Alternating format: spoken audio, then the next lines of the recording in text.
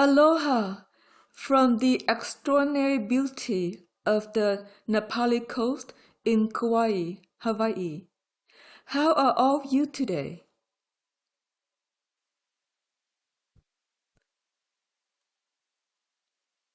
Aloha everyone! Hawaii is one of my favorite places to visit for our global world service work. We are happy that you could join us for another amazing webinar.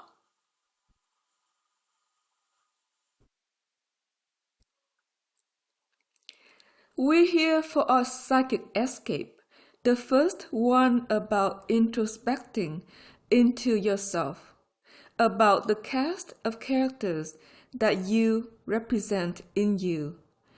It's a very, very beautiful compilation of things that we're going to introspect about, and we're here with a beautiful oceanscape from Hawaii. Is an oceanscape from a landscape of a national park that is a bird sanctuary and Asarana used to visit here. This particular park regularly because it was on Kauai. It's an amazing lighthouse that would shine out to sea so the boats wouldn't run into the cliffs of this side of the island and its very sacred sanctuary energies here that we wish you to attune to from within, and it's why we broadcast this. It was a perception of void energy that was from this particular series of clips, and the perception of void is a very sacred action of Tao.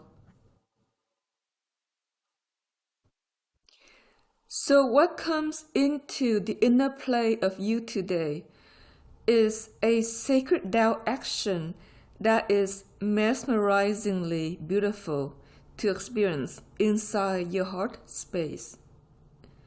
Hawaii was the heart zone of the planet, and so coming to Hawaii was always beautiful for those that adventure to this sacred land because your heart space generally improved and you felt better about life, who you were and where you're going and what was important to you.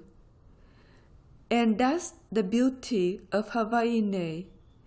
But in you is also a heart space that can calibrate in similar emotions that says that this is my sacred space to understand myself. Years ago, Asarana learned to look at her issues from her heart and not from her mind or even the third eye region. Now that sounds kind of strange because her third eye did open and she saw many things, but she would cross-verify what it was that she was looking at by sinking into her heart and saying, okay, I'm hearing this and I'm witnessing this. Where do I really need to go with this? And out of the heart space and heart message was always a song that sung, that said, well, forgive it and then see what happens after you forgive it. If you're in angst about this or that, that's going on in your life. So she would say, oh dear heart, what do I need to do?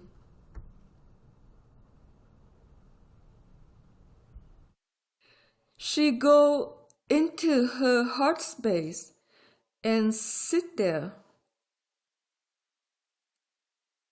and look at the world from the perspective of love and not necessarily some other perspective, because the third eye is perception, the crown is knowing, the throat chakra area is creativity, the groin is sexuality, and we don't drop that down there to look at anything, so please don't do that, although it might be entertaining. I wouldn't advise it for perception. So what we're going to speak to today is there are 3 areas of perception you can attune to as you begin to open up to the magic of your inner world, because the inner world is magical and is filled with things you can't imagine. In our journey of our meditation today, we'll take you into a sacred sanctuary where you can exchange or be in the presence of angels and other systems that will help you understand your world in the magic and beauty of what lies within.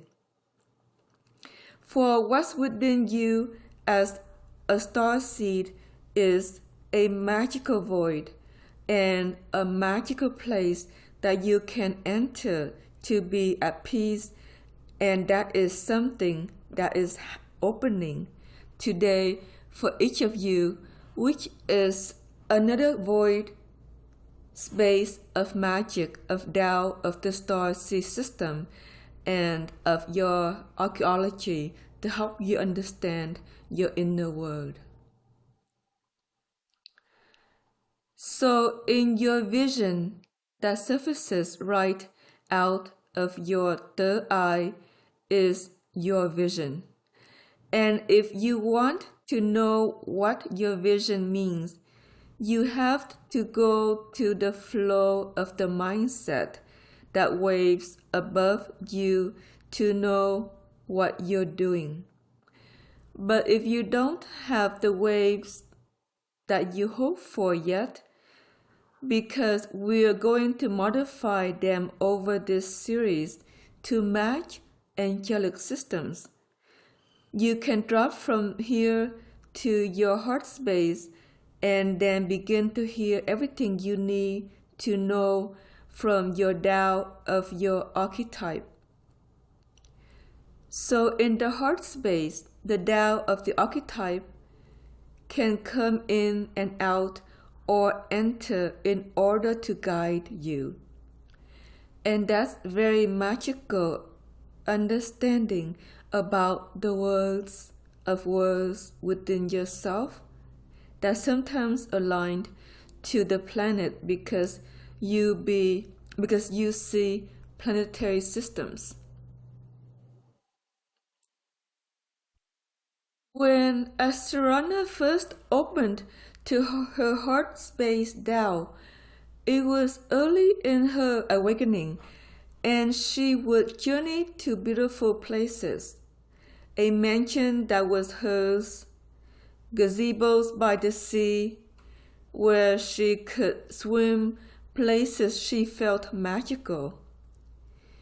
Even winged horses showed up that she could kind of gallop off into the sky, with which was an interesting journey of her own heart, as she always wanted a horse and never could have one.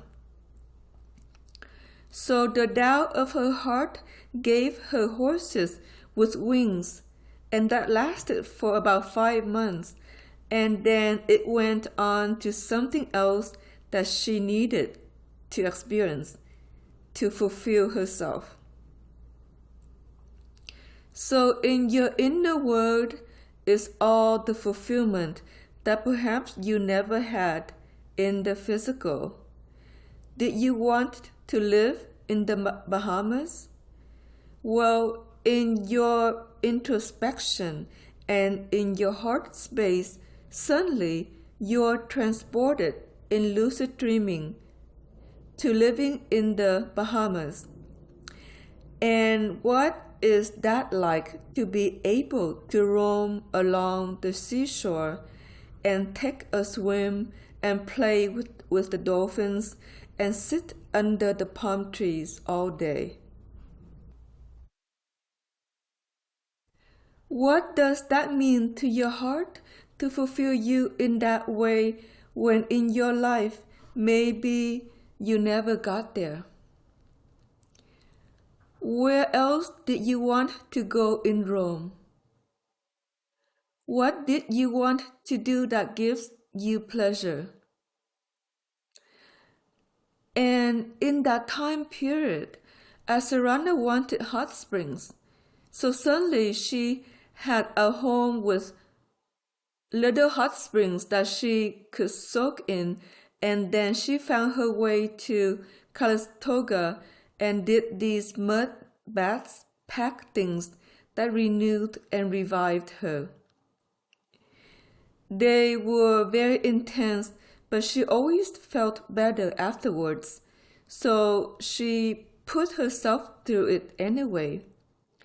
She would sweat and sweat and sweat, and she purified up her way up through many ascension branches of truth. And that's how she began her ascension. Therefore, in her vivid lucid dream were hot springs, and then she found one in the physical. Sometimes it works that way, where you see something that your Tao gives you in your inner world, and you realize, oh, it's not that far, and I really can give that stuff to myself physically.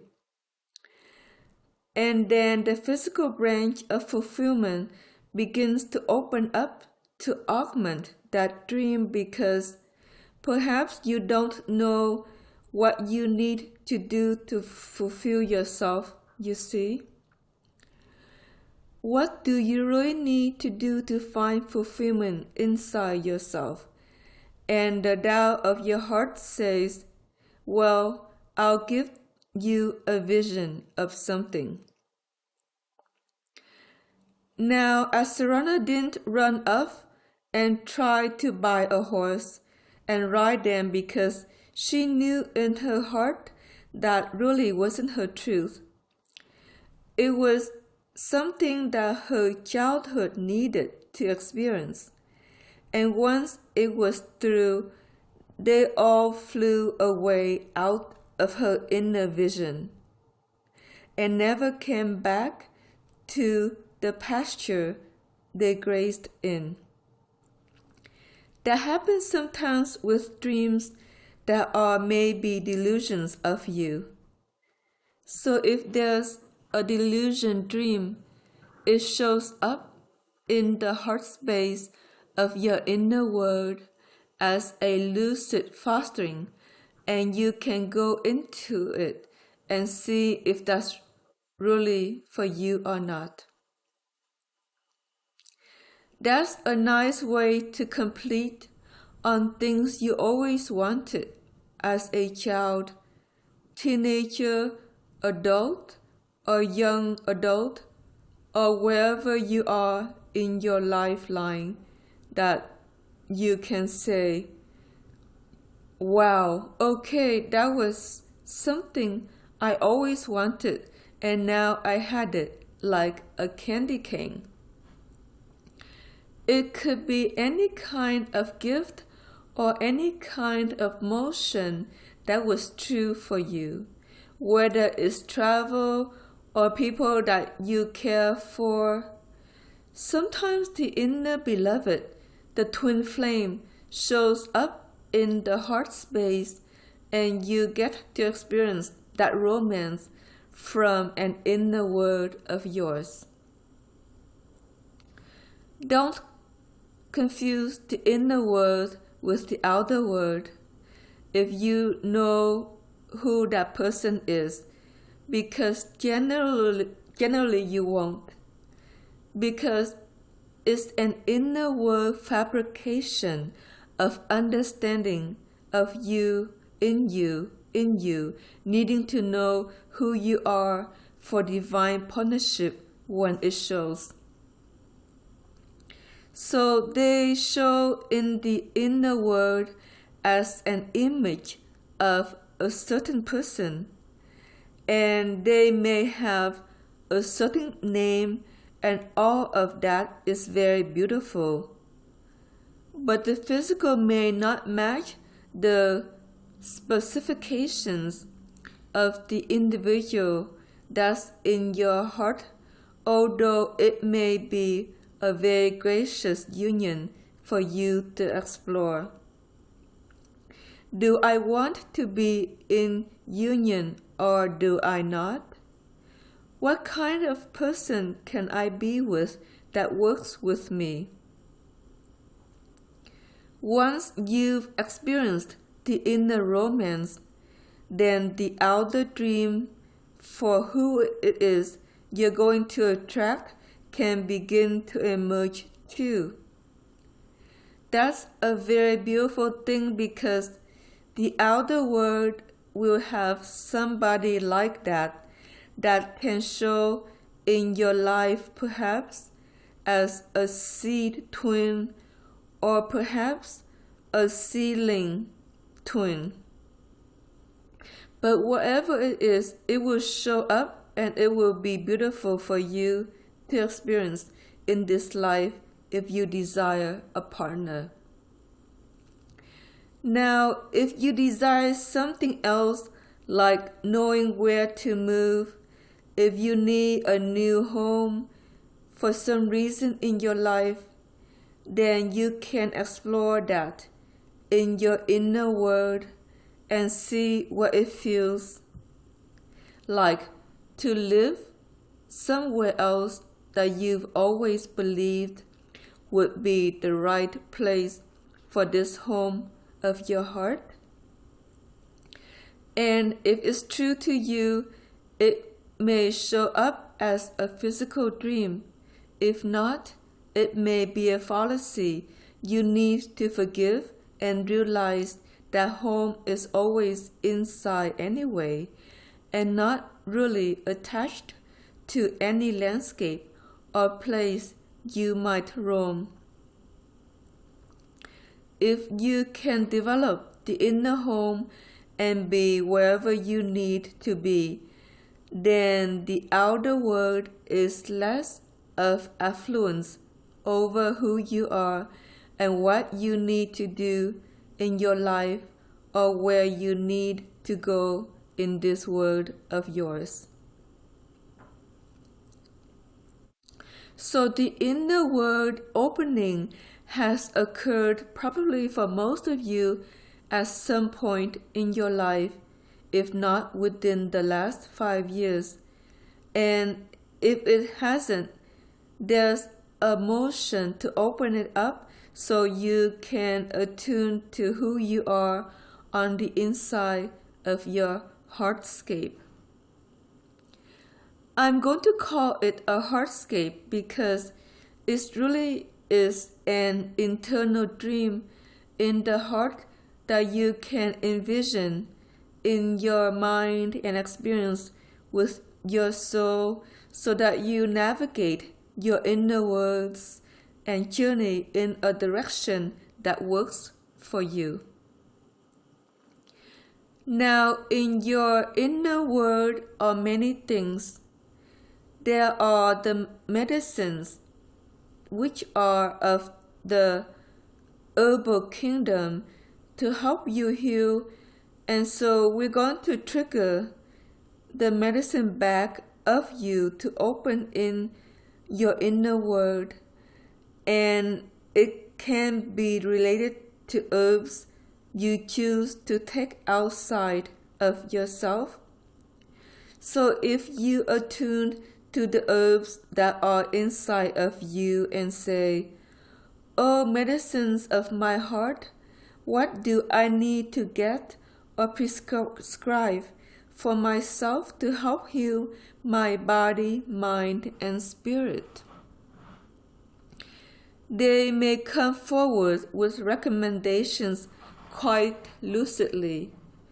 You can go to the health food store and pick them up and take them for however long they prescribe, and you learn to direct your own healing with medicinals that are true to you and not maybe anyone else. That's kind of unusual because you may look up what they're for and it may not really seem to be what they're saying. But don't worry about it because herbs are medicinal to the physical and the ethereal and levels above. So the herbs work on multiple levels. If you need healing on the levels above, then you may need to take an herb for your ethereal and not the physical at all. That happened a lot to Asarana. She was on this whole medicine spree, had this bag of stuff that was a big box of them in the end, because she needed to learn the energy systems of the herbs for other levels of her development. And it worked very well for her to go to her inner world and say, what do I need today? And then go to the health food store and come back with usually groups of 3 and then synergize together. So your medicine bag within you can tell you also maybe what you need to eat or consume or your diet too, because that's all included in the medicine bag of you. The other thing we'll trick you to open today is something else that's very useful of the natural world, and it's not animals per se. It's a natural world spread of nature kingdoms that are there to augment understanding of what to forgive. And this is not related to the ascension work that Asarana wrote about in the Ascension Insights series at all, because that was something else direct from the natural world. This is your internal understanding of what the natural world wishes to teach to you and not anybody else necessarily.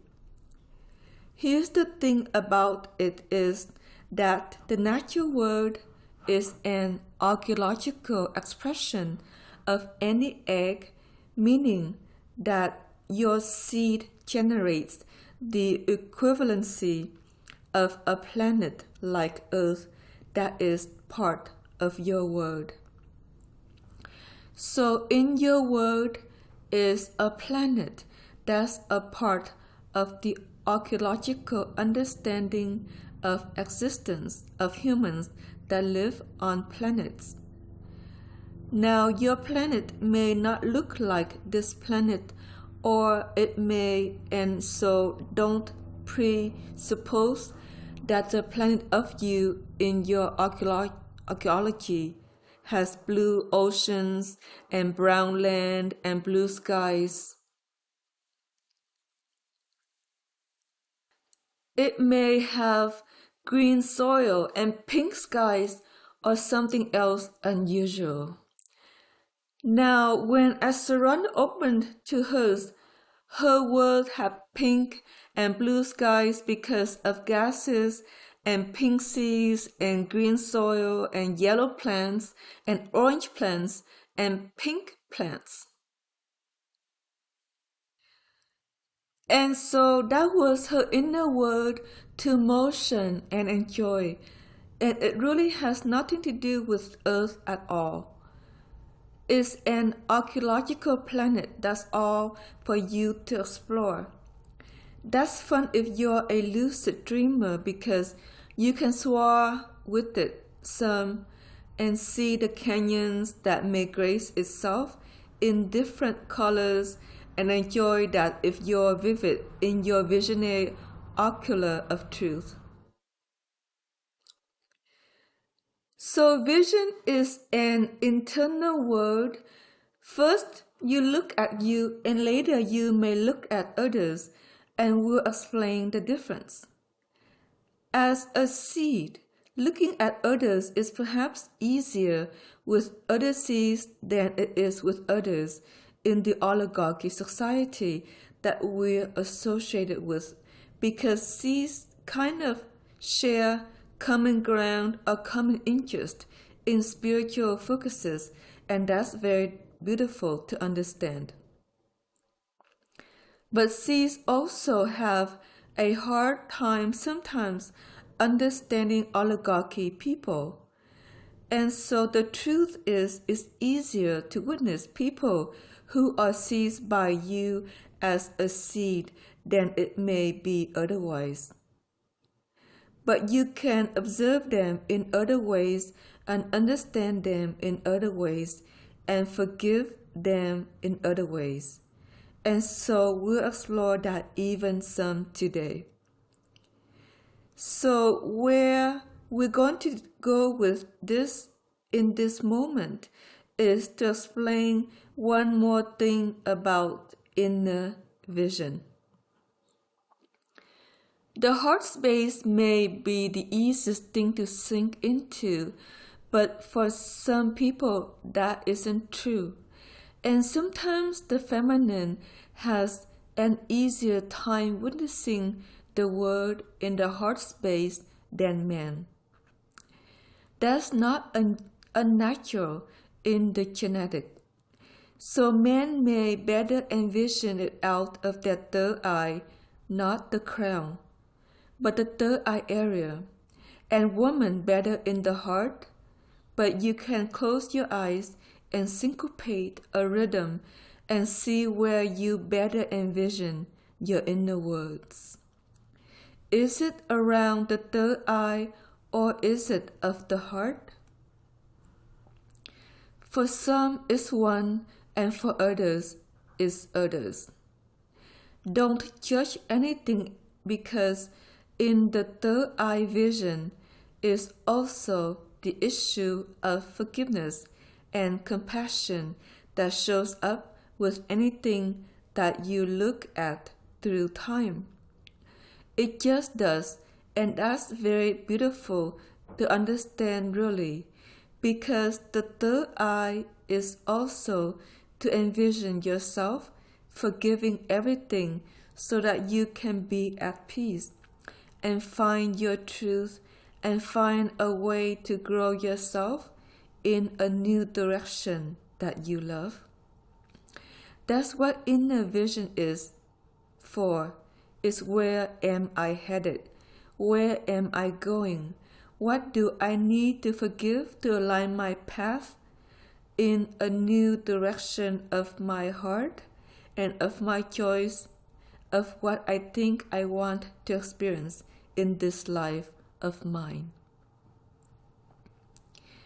There are many visions that may be presented to you about what you might do or where you might go or where you might live or the kind of partner you might be with or what you need to do with your children or your family if they're still in your life, or what you need to do for anything else you might want to do, including work.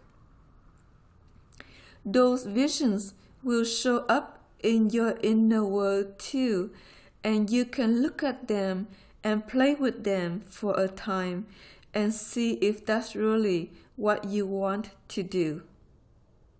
If not, let go and go do something else that may be more valid to who you are within, or where you're going, or where you're headed in this life of yours. For it is your life to envision and no one else. Your Tao and Tao envision it with you, but sometimes they envision things that maybe you don't really want because some parts of you think that you might want that, but you don't really know until the vision surfaces in the inner world of you. And then you go into it and you say, I really don't want that, okay? I really don't want that vision at all.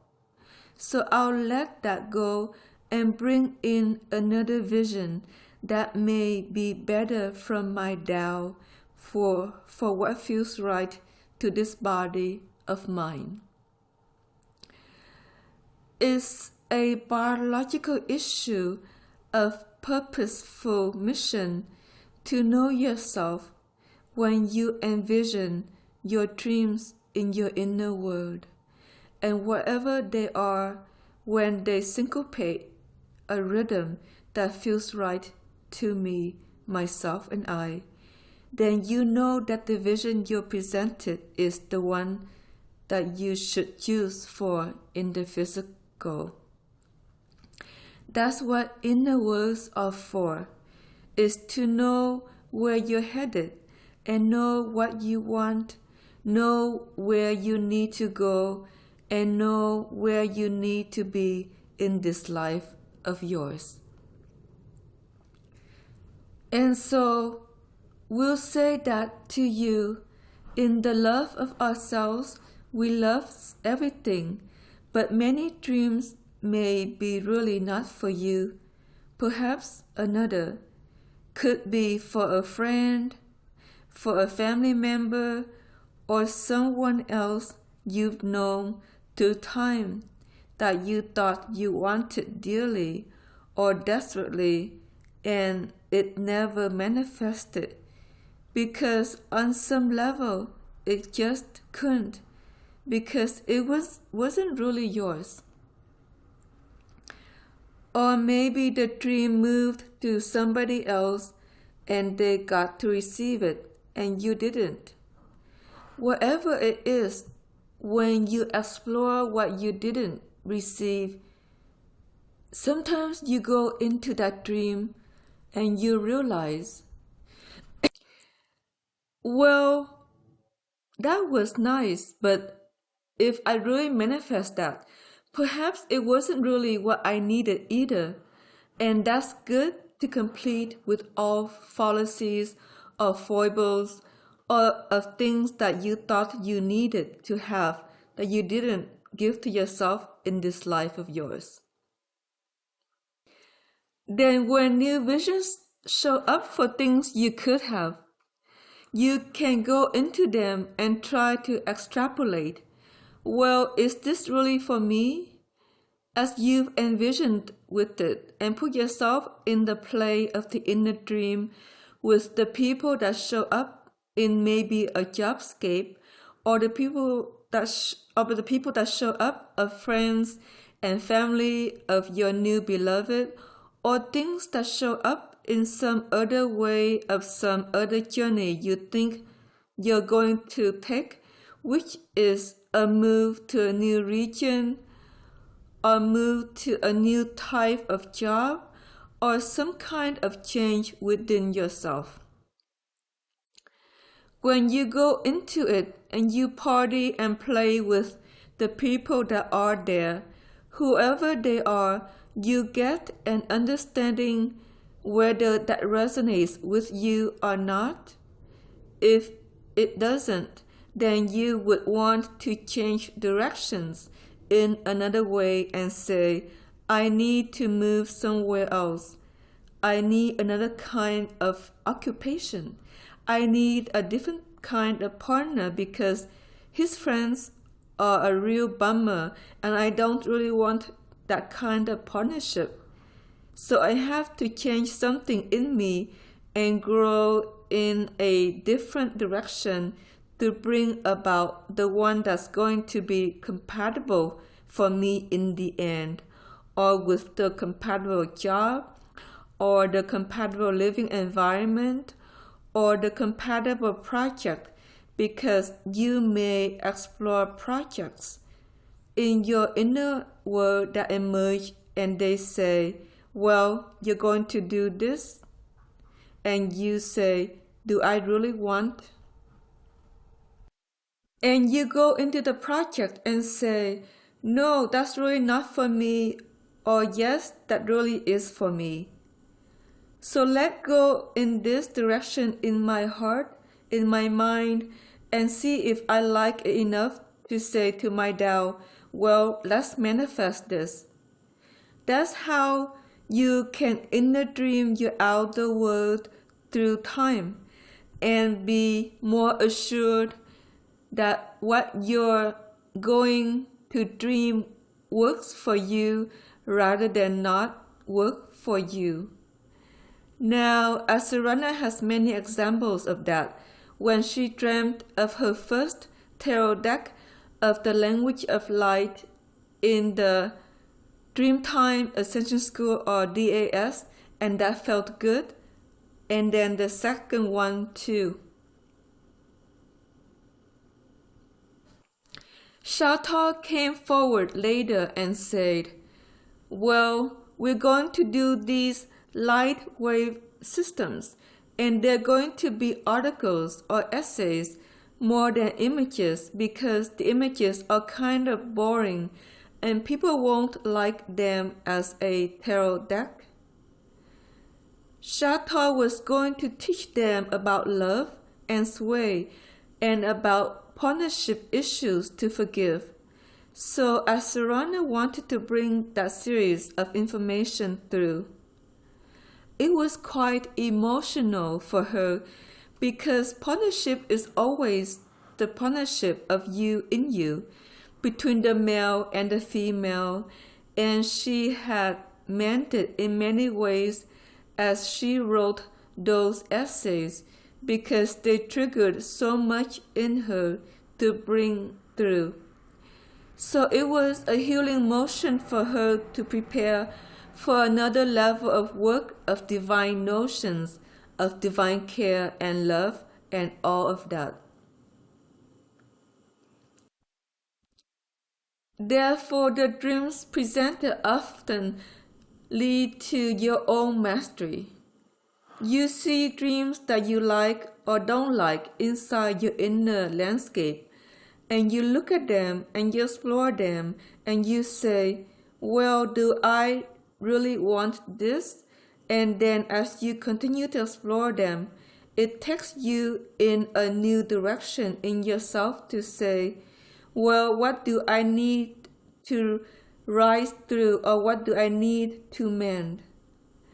What do I need to let go of in order to regear myself for a new direction in this life of mine that takes me someplace fulfilling in my heart and mind? There are many things that you could do that bring fulfillment to you, but you don't think of them day to day because the world around you doesn't always have creative dreams that allow you to express yourself to show up easily for many people. You may go to the art store and say, well, what could I make out of this cantina of things that could be painted, or these amazing stores with all these creative things that is like a shop all by itself of things that could be painted or put together and molded in this way or that way. You may see things and not know what would be best out of them. But if you go into your inner world and say, well, how can I put together something, or what am I really talented at? Perhaps it will show up and then you can go foster that in the physical. That could be true also for things that you think you want to go do, such as get involved with yoga, or go learn something about spa work, or go in some other direction you hadn't really considered in this lifeline of yours. Everything teaches us something no matter what we do, and everything brings us home one day to our Tao and Tao within. in a homecoming that's very, very beautiful to foster and bring forward in this time span of our lives. These are all destined to go home, and the homecoming is an inner world all of itself that will sprout in part due to the work that we're doing in this webinar series that we're here to spawn for you for star seeds only.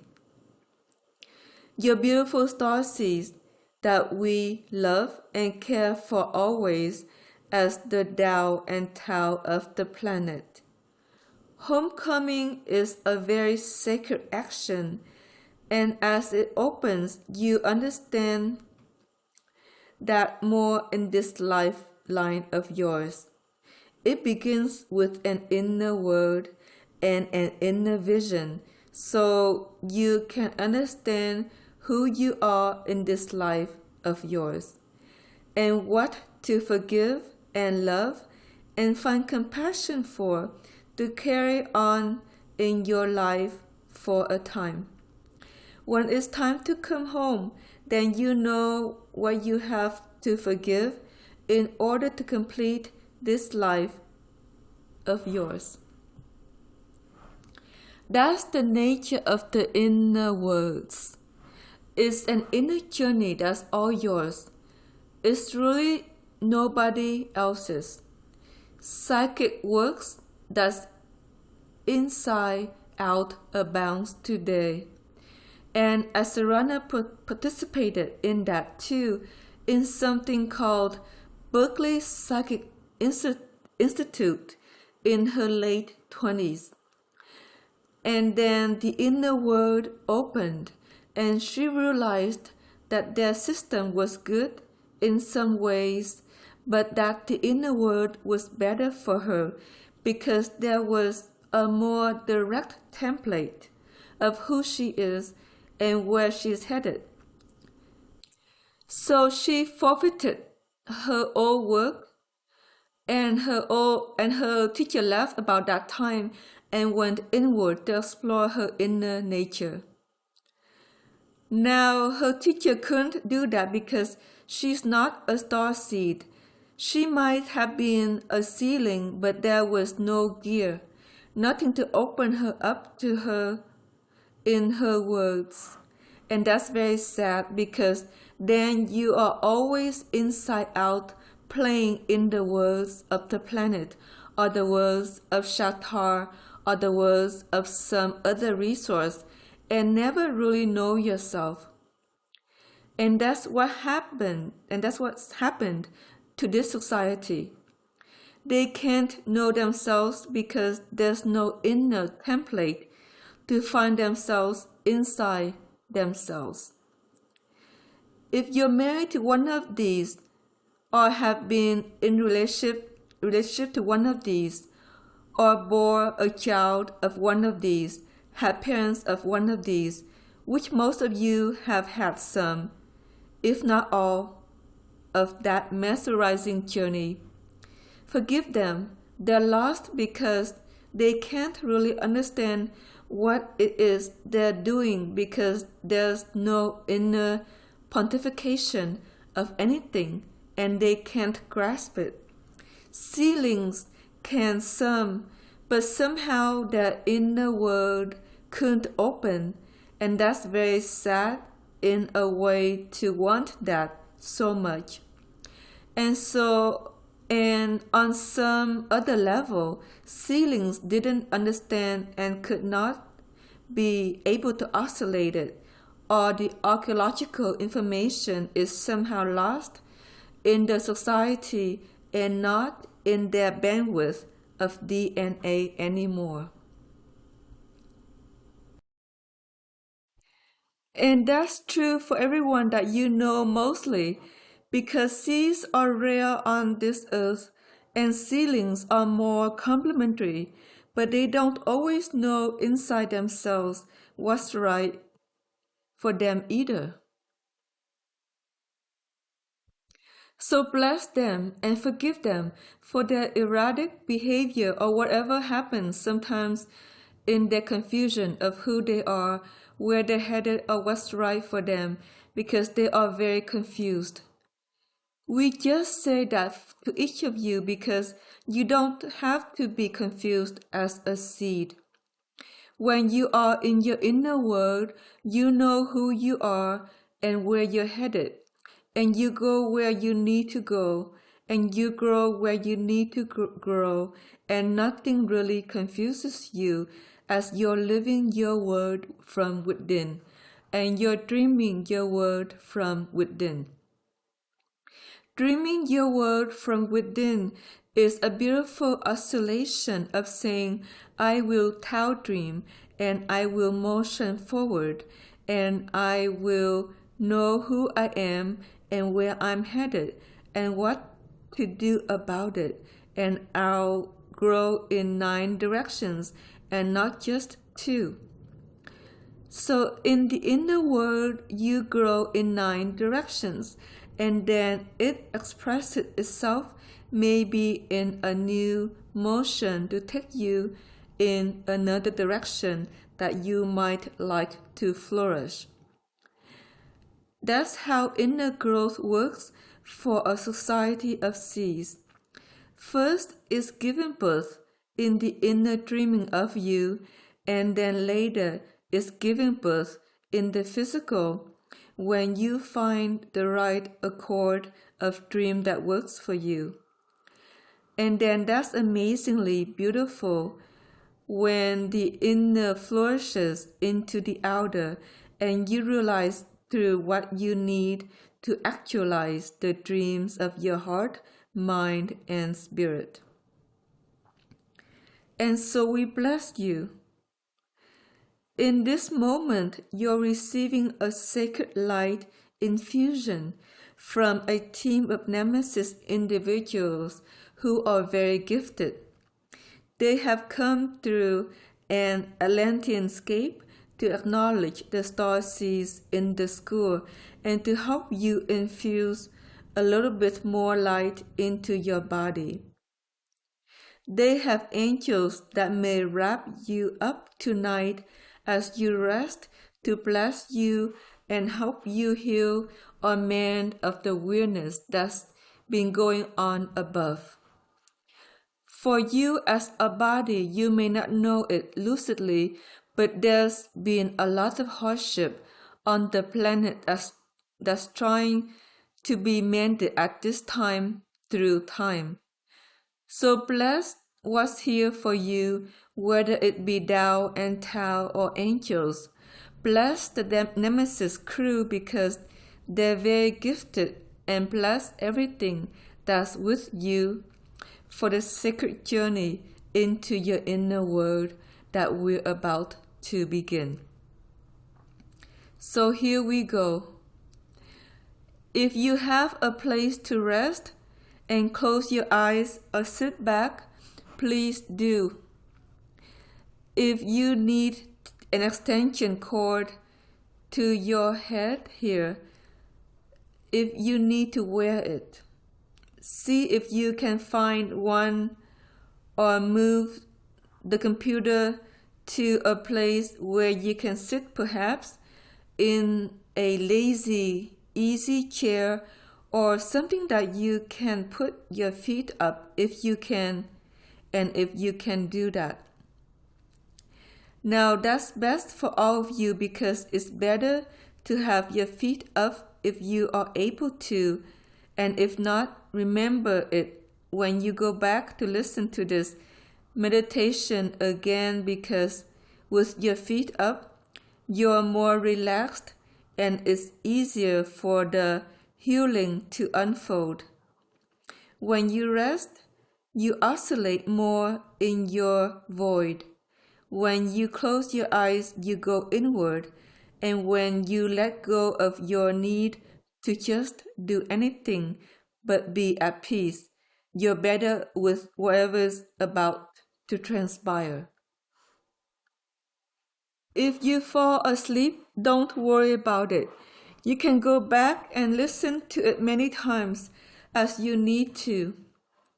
Sometimes when you go out into the inner world, many of you go to sleep rather than stay lucid with it. And we're going to try to bring in a motion that helps you keep awake and lucid dreaming at the same time. Some are better at this and others not. And when you get better at it, it will be easier for you to see your inner world. And sometimes you won't want to sleep at night because you're more interested in looking at your inner play than you are doing anything else in this life of yours. And that's okay too. It is your journey into your own world that begins the process of dreaming from the inside of you rather than the outside of the oligarchy society. And that's a part of our mission too, with each of you as you start to internal dream rather than external dream. As Sarana calls it Tao dreaming, and that's very true, but your inner world has to be open first in order for Tao dreaming really to occur. So that's our first key for each of you today, to open to your inner landscape of the word of the word of the words within you, and to speak to them from within you rather than from outside of you anymore. Now this meditation is kind of lengthy, and so as you get settled, just close your eyes. We're not going to put up any other images, so don't worry about it at all. But I'm going to tell you about 3 things now that we journey into this meditation. That the love of you is an inner world all of its own. So the first inner world we're going to navigate you into is the love of you within. And in the love of you may be many angels or a landscape or something beautiful for you to witness that represents the love of you in you. And each vision of each of you is unique. So I can't describe it exactly, except that as you go into the inner world of your own care space, there is a notion within it of who you are in the love of you, not the love of your Tao or Tao, your twin flame or anybody else. This is just an inner landscape of the love of you. And we like you to go into this and motion with it for a time and explore within yourself who you are to you in the love of you. Are you beautiful or are you ugly? If you are feeling ugly, let it go and be beautiful in you. Are you feeling anxious or are you feeling at ease? Let go of the anxiety within you. Are you feeling tired and perhaps worn out instead of energized but peaceful? Let go of what's making you tired in the non-love of you. Are you feeling depressed or suicidal or sometimes blessed with things you don't think you can handle in this life of yours? Let it go and be at peace in the love of you. Are you disturbed by an encounter with somebody that bothered you? Let it go and grow into the peace of you. Are you disturbed by a family member or a child or a parent or someone that's a friend that is disturbing you? Let it go and be in love with your inner world, for your inner world is the truth of you in love with you and no one else. Others are often needy and need love, and so watch in your inner world who pops up that's needy and needs to be there for them, or do something for them, or give something to them, and maybe give beyond what you're willing to sometimes, and that drains you in another way you really don't understand. So, who pops up in your inner world that you need to complete with and forgive and let go of so that you can love you and perhaps not love them so much that the love of you is depleted. Need is common in the oligarchy society.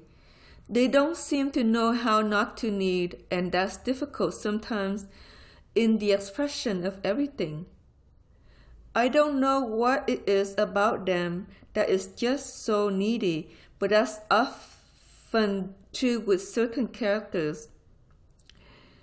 In the wheel of your play, certain characters are very needy and they replicate themselves through time. So you let go of one friend that's needy because you can't stand it anymore. And then sure as the sun rises and the sun sets, and sure as the moon rises and the moon sets, four new ones show up that are equally needy to the first one you finally completed with. And you say, why are all these needy people showing up to drain the love of me away? Life is kind of like that, and sometimes you don't acknowledge who the needy ones are because maybe you kind of like them and they're a good friend of yours or someone you like to sway with. So you have a dinner with them, or you cook for them, or you go out some way. And suddenly you come back, and by morning you can't hardly crawl out of bed. Because they need. And you give and give and give and give. And then you go flat because you love them perhaps more than you, or you love them too much in this world of you. So allow the ones through time that you love way too much to show up in this vision of your inner world and bless them and give closure to the game because they can find someone else to fill them. They can find many others to fill them. It doesn't only need to be you. They see your star seeds, so they cling to you because they think you have more to give than anybody else, and the truth is you don't.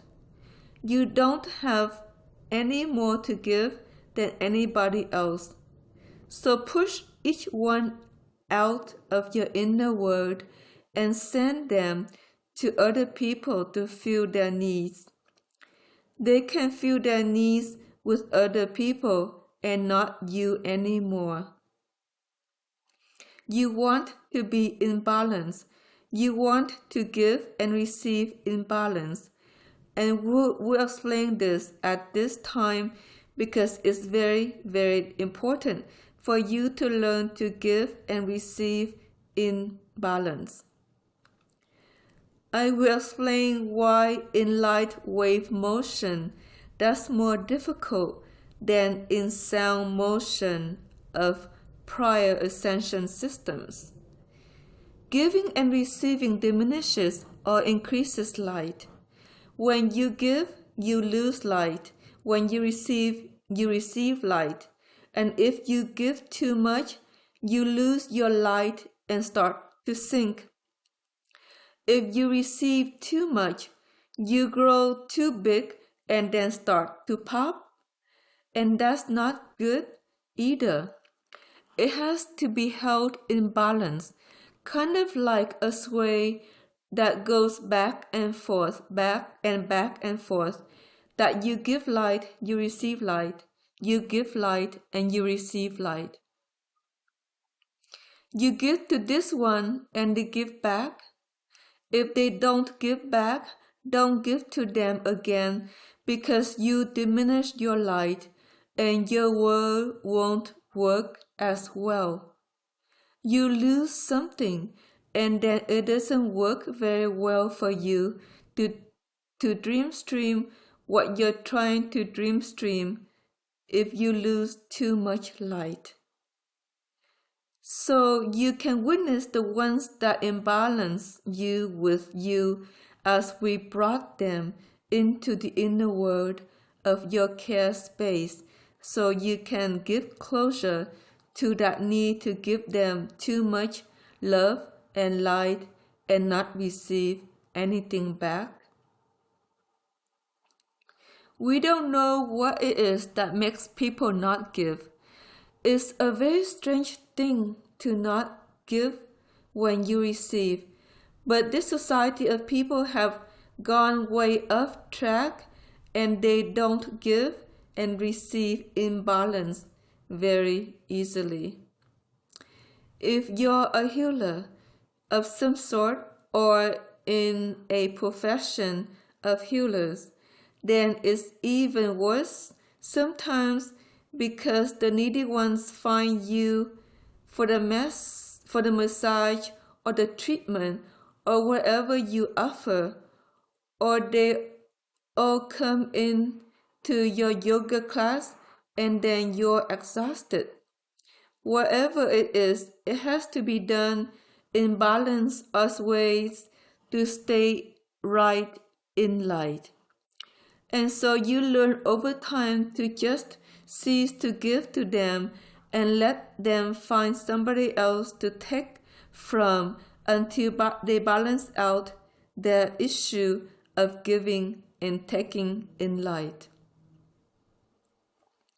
Therefore, give closure to all these individuals that take too much and bless them and say, go take from others and learn the vital lesson of staying balanced in light.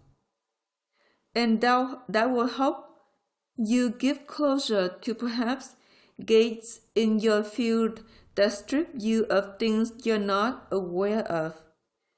So we're going to close down all the gates related to this cluster of people that took way too much from you through time or in this current journey of your life, and you let it all go down the drain and in another direction that's maybe better for you and better for them too in a way. Because they'll take from somebody else instead of you, and they may still be a part of your life, but they won't glue to you to receive too much, only to deplete you of your own stanzas of light.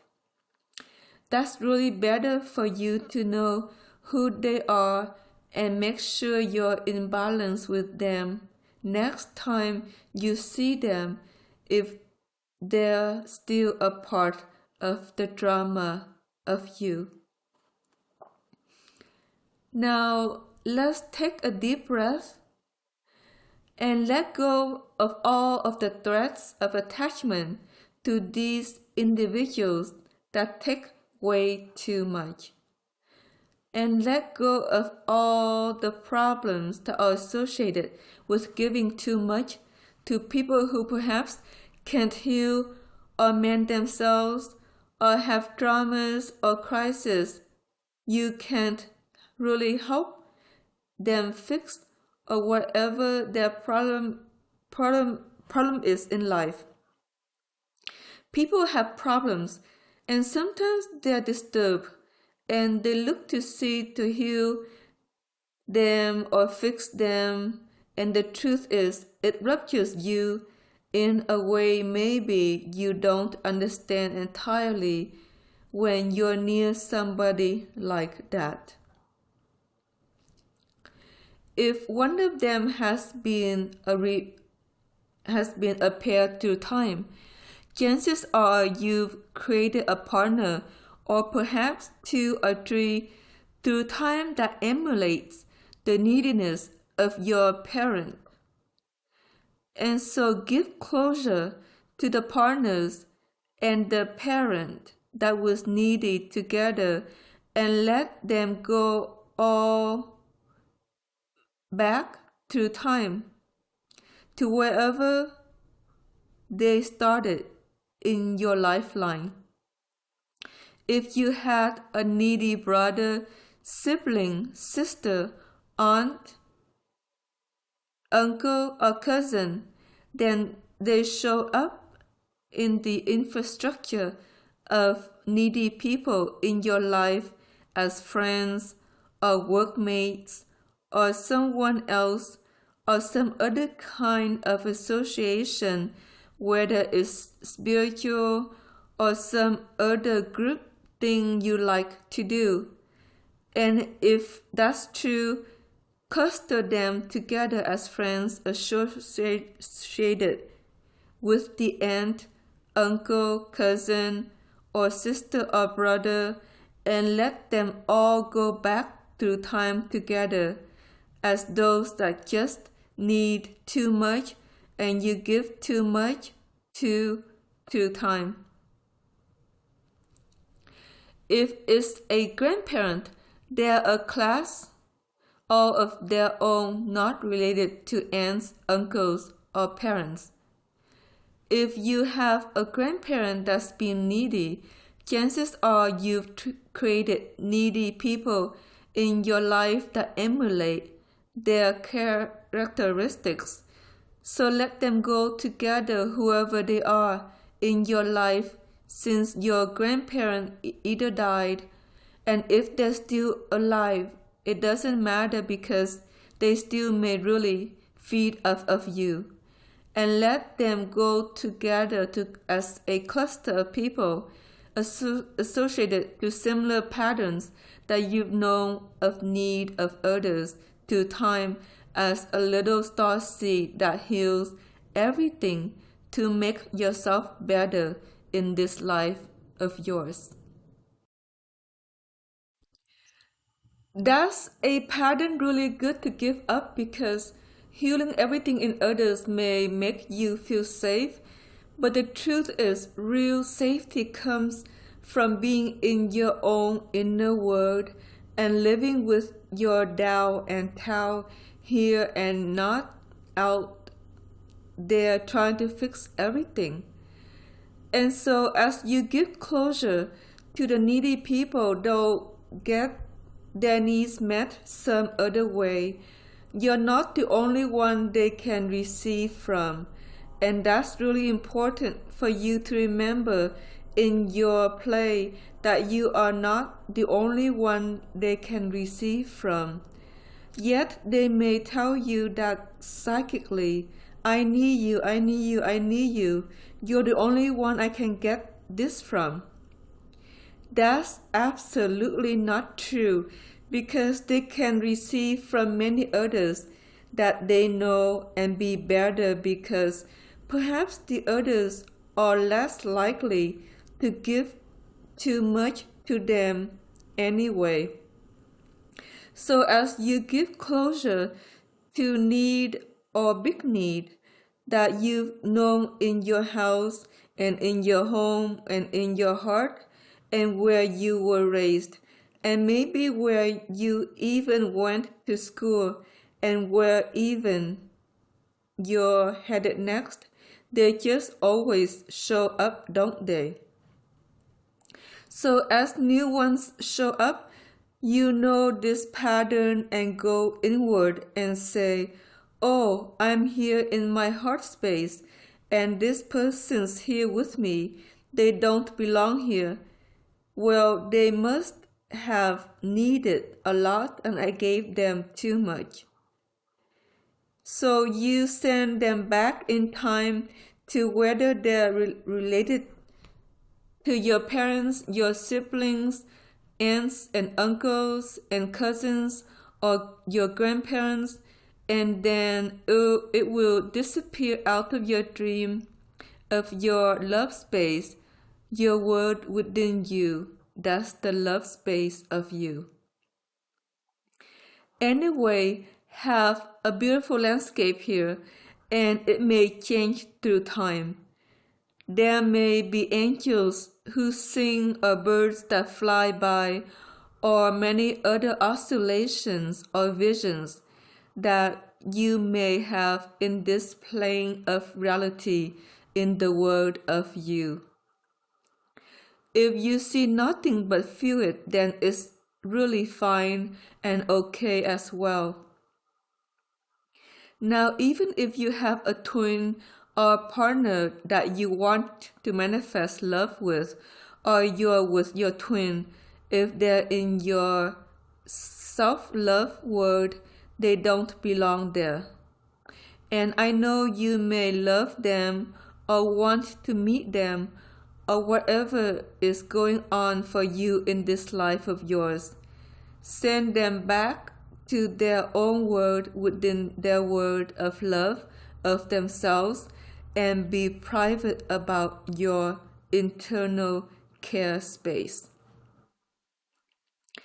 That's very important for each of you to understand, because if you have someone in there consistently that you're dating or you think is your twin, you want to marry them and all these things, your inner world of love cracks, and if it's cracked, look around its edges in your mind or your mind's eye, or if you can sense that but don't see it, that's fine.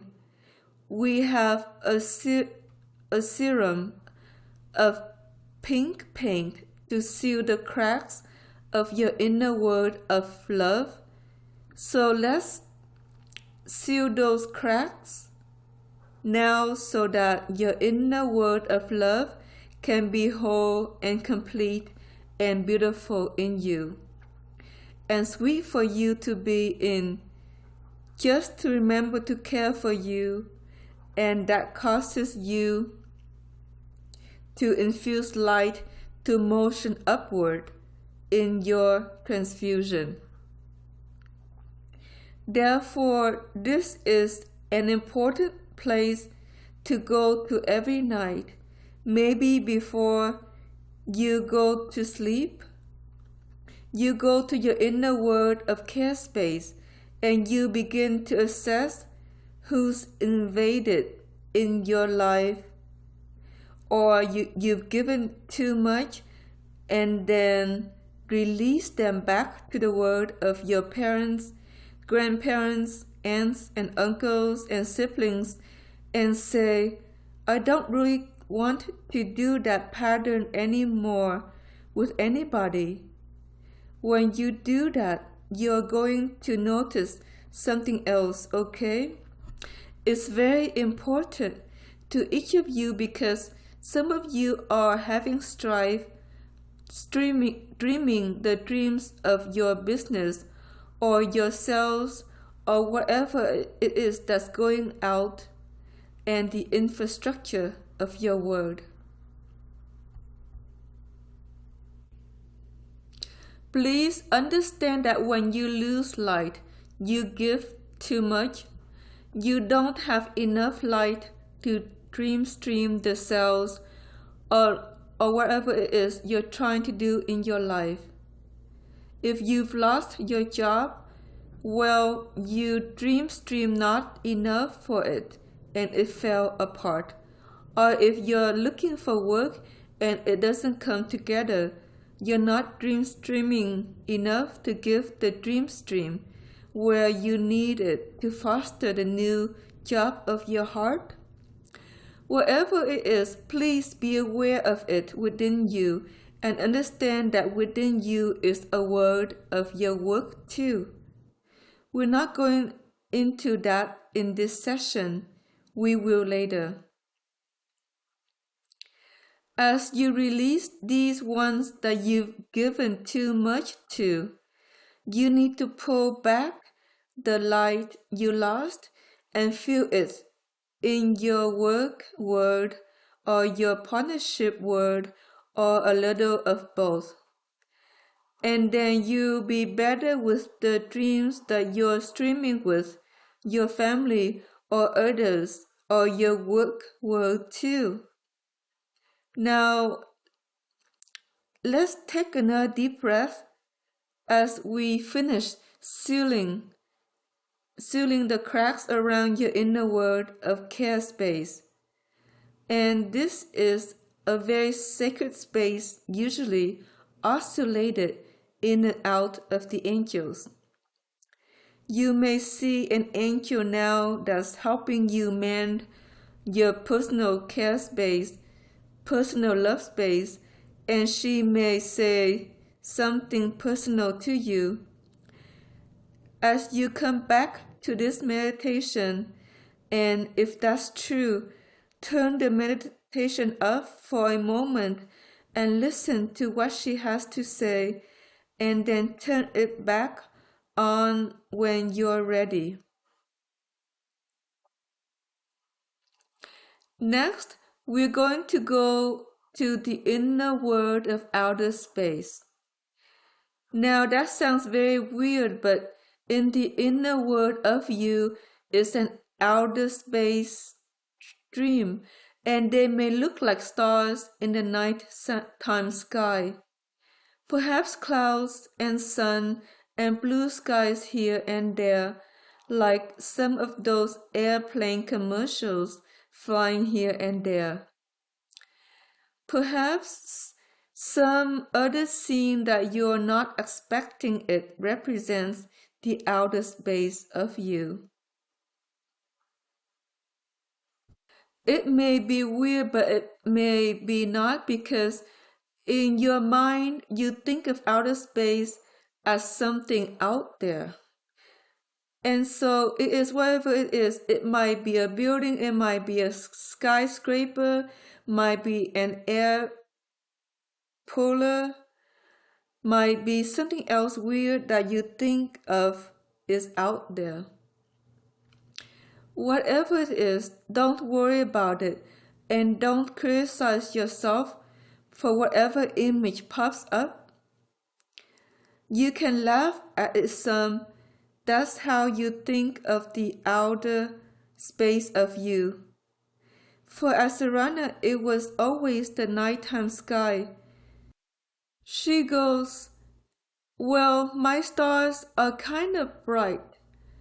So, what does that mean to me? We say, well, that's your inner world. You think of people as little balls of light, and that was her image of them. That's her image of you. You're a little ball of light. She loves your little balls of light that are starseeds in her school, and she enjoys your company when you show up because you're a little ball of light to her, because that's how she perceives her outer world. Now, you may not perceive her as a ball of light at all. You might think of her as something else, like the land or seascape or a bird or creature, something weird, and it's really okay. You can tell her about it one day if you want to, and she'll laugh because that's how you envision people in your outer world. So your outer world is a landscape of how you envision others. Maybe you envision others as a shopping center, or you envision others as a bunch of tourists on the beach, or you envision others as fish or whales or something under the sea, or you envision others as a flock of birds flying here and there, or a grove of trees, or a grove of flowers, or something else that's oddly they're in some other part of the world, which might be rooms of a house or a mansion. However you envision others, understand that's about your outer space world, that you have a world within yourself to examine others too. In time, we'll take you into more intricacy of how this works so you can assess others that you're looking at for your own personal realization, or mastery, or forgiveness, or perhaps to foster a consultation if you want to use your psychic skills in that direction, and that's perfectly okay to do it that way. We'll tell you about this in many ways because today you're going to examine the people you cast out of your love space, because these are a cast of characters that are needy, and needy people strip light, and then as you lose light, you lose your capacity to dream like you wish to in this world of yours. That's the main focus of this particular meditation, is to clear out where you are out of balance between the light and the dark motions of truth, okay? Because dark people absorb light, and so these people that absorb light from you and are needy are actually very dark in their constituencies of light infusion. And that might surprise you if somebody that's in there shows up as a healer that you think of as light, and that's okay because healers are sometimes needy. Perhaps some of you might even see a surrender appear in your love space. If you move pair or a surrender out of there because you give him or her too much light, now they don't expect that out of you, and they don't take it from you. You give it to them out of some constituency in yourself that says they need light. They always bless you back multifold in evenness and in honor. And if they were in your inner world, let the love and light come back through this webinar. If there are others in your inner world that are healers, there may be light inside themselves because they're infusing, but they're needy, or you give them more light for massaging you or doing yoga with you or whatever it is that you do with them that maybe you shouldn't. So you need to balance that within you, for them, and for them for you. So you bring back the light that you lost to any healer that you relied upon that perhaps is in excess of what you should have given them in balance giving and receiving, and balance that out. The other characters may be dark in a density quotient of not having learned to transfuse or motion light, and that's probably very much true for parents and grandparents, maybe even sisters and brothers today in some categories of age above 40. They may or may not learn to transfuse. Most under 30 are transfusing, so if it's cousin or children, they're probably already motioning light. It's still important to remain in balance with them in your day-to-day activities, or exchanges through time. Others that emulate them you might think of as a pseudo brother, a pseudo child, a pseudo niece or nephew, a uncle, a pseudo grandparent, or a pseudo parent.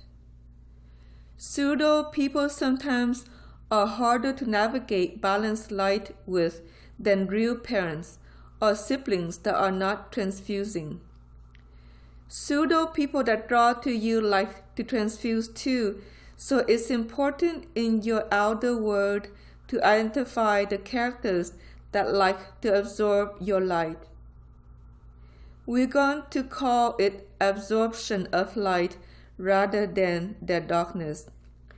Darkness can be equated to density, and if you don't transfuse, you're going to retain a density of under probably 70% light infusion levels. If you start to transfuse in ascension, you rise to about 84%, and then if you start to transfuse up beyond that, then you have to master light motions, and that's where most of you as starseeds have gone. You mastered light wave motion, and now you're sitting perhaps at 90%, maybe 89% light infused levels, as that's what we measure for most of you in the spine. We measure the spine for its levels of love and how it flourishes light and all these things that we know how to do as angels. So we're angels talking to you now about your outer world. Now you're going to notice something about your outer world because we want you to highlight with the blue paint where the people are that tend to draw your light away from you, okay? Now we want you also to highlight in pink paint, the people in your outer world that have a tendency to give you a lot of light, and perhaps you don't balance with them either, because here's the weird theory of this time period is you take from those who give and you give to those who take, and that's a very big weirdness, isn't it? Because it sinks one day and then you flourish near somebody who gives you a lot of light, and then you rise and then they sink. The odd thing about rise and sink is it doesn't work in a way of people. So if in your office that you work in day to day, there's rise and sink thresholds.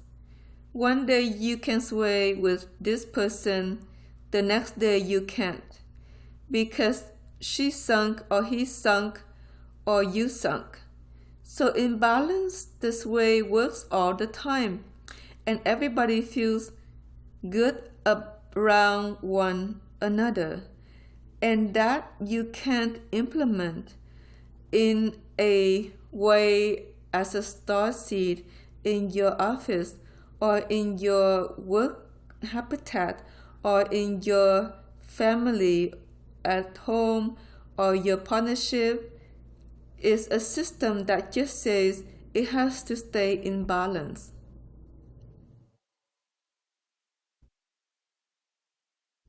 Now pairs ways with Asarana every day, and they can stay in this way together because they're in balance. And in the balance, they are always in care space, and it always works. And when people came to DAS workshops, they try to keep them in this way so they'd have a good day in the play for 4 days or however long they were together. People went into the play and had a good time and had an explosion of expression for what they wanted to do or what they wanted to navigate. And they learned to care some together in this way. Well, in your own way, you can organize life that way, okay? So we tell you about it as angels. Therefore, you and everybody stays in balance. You give and you receive and you sway. And the ones that remain out of your sways either detriment your sway or don't give enough or create an imbalance, so you move them out.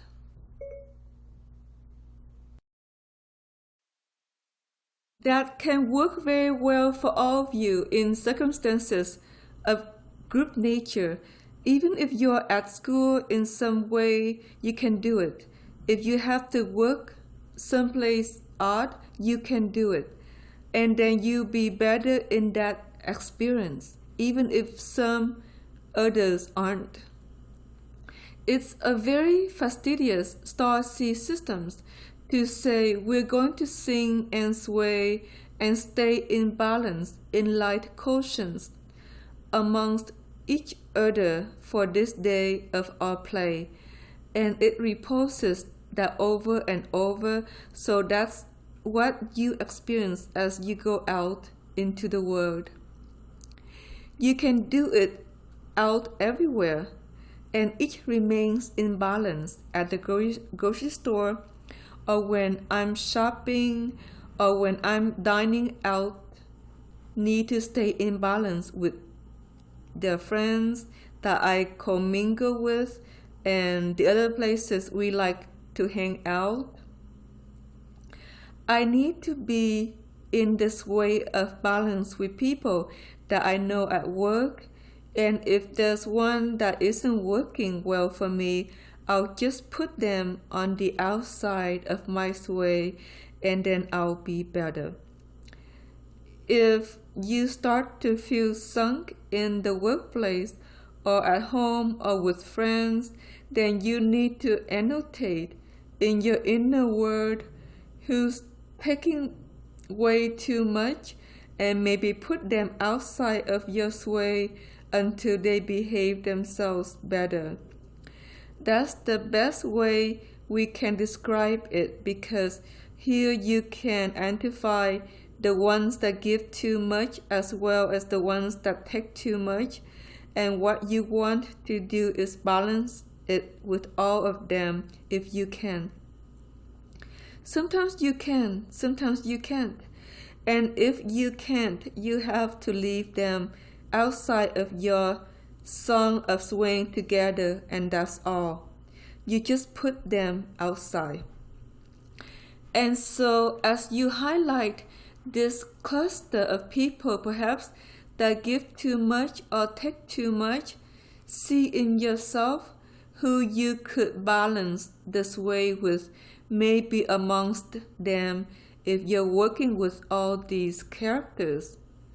So create a work habitat of this and a home life habitat on the other side of your screen, and see who you can sway together and link them up, and let the ones you can't sway together go, and then see if your work life is happier or in alignment with you. Do it at work and see if your home life is better. Do it with your friends when you're out and about, and see if that is better. If you have other associations and meetings or gatherings you go to, link up these ways in similar ways, and know that you'll be okay as you dance with these people through time, and forgive all of them, because some know how to do this and others don't. Chateau used to try to teach people how to sway and by and large he discovered that it wasn't really useful because either they innately knew in the body how to do this or they didn't. People who don't sway will jump in light. They'll jump up and down, and you can't sway with people that jump up and down because they're going in the wrong rhythm. They have to go side to side and side to side or around like a clock and sways. And if they don't do that, they jump. So let them jump someplace else and not on top of your sways or on top of you, because sometimes they do. So this is the next thing we want you to look at in your inner world. Now we'll clear the screen because you hooked up the ones you could sway with and balance your light scales, and then the ones you can't, just simply go outside of your experience because perhaps they jump in light. A lot of times people who jump in light are very needy for light, so you lose your light to them. It's good to know that and try not to sway with them, and then you're less subject to losing light. Your angels will show you maybe in your inner world what sways look like. They look like little arches that go back and forth almost like a swing of sorts. And usually you're in two at a time. One that goes side to side and one that goes front to back. You stay centered in the middle of it, kind of like a top that you spin and you spin in the center. And everything works out and aligns, and you feel better when you're out in your world. Your sways are your sways, so we're going to do something else here. We want you to remove sways that are not really yours, because you may have absorbed many sways through time trying to figure out how to sway with people. If they're not self-generating holographically, they may work, but they're not really of your truth, okay? So let's let them go, because it may be there that you lose a lot more light than you have any understanding of as you go out into your world. If you're tired by noon or 3 o'clock in the afternoon, and you're swaying and you feel good, and then suddenly you sink because you're losing light in sways that weren't yours. Your angels want to build you a set of sways in your home now for you. If you have other family members living with you, they'll build sways for them in association with you that work with you. So if you have children or a spouse or a roommate, then that will occur. Your sway is your sway and theirs is theirs. And so don't get confused. You see them in your inner world of care space, because your sway should show up there, and if they're missing, you have to call your angels in to recreate them. You can use muscle testing also to discern what you're seeing if you can't witness it visually. And do that if you need to with things like sways. Sways will have a rhythm that's true to your anthology, and most of you like to sway in 14-14 rhythms, which is compassionate action. Sometimes you dip down to 12-12, but we recommend staying up in the 14-14 range, and we'll explain why. It's a fast chart and not a waltz. It's 1, 2, 3, 4, 5, 6, 7, 8, 9, 10, 11, 12, 1, 2.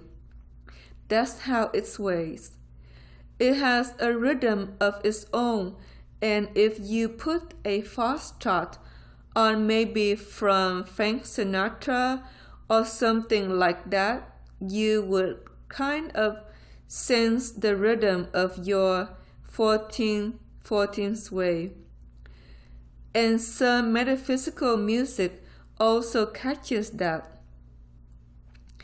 As the runner will try to find a melody perhaps somewhere that she can share, maybe that she has, that was a really good 14-14 sway rhythm, and will share it so you get an idea of what that's like. Now here's the thing, 14-14 is above most people. Most in the oligarchy society at best, sway is 10-10. Some of them sway is 12-12, getting into forgiveness theory. If they forgive, they're in a 12-12. When they can't, they're in a 10-10, generally speaking. Older people like your parents and grandparents are 8-8, and that's the rhythm of friendship or kinship. Some of them fall into 7-7-7, making people enemies.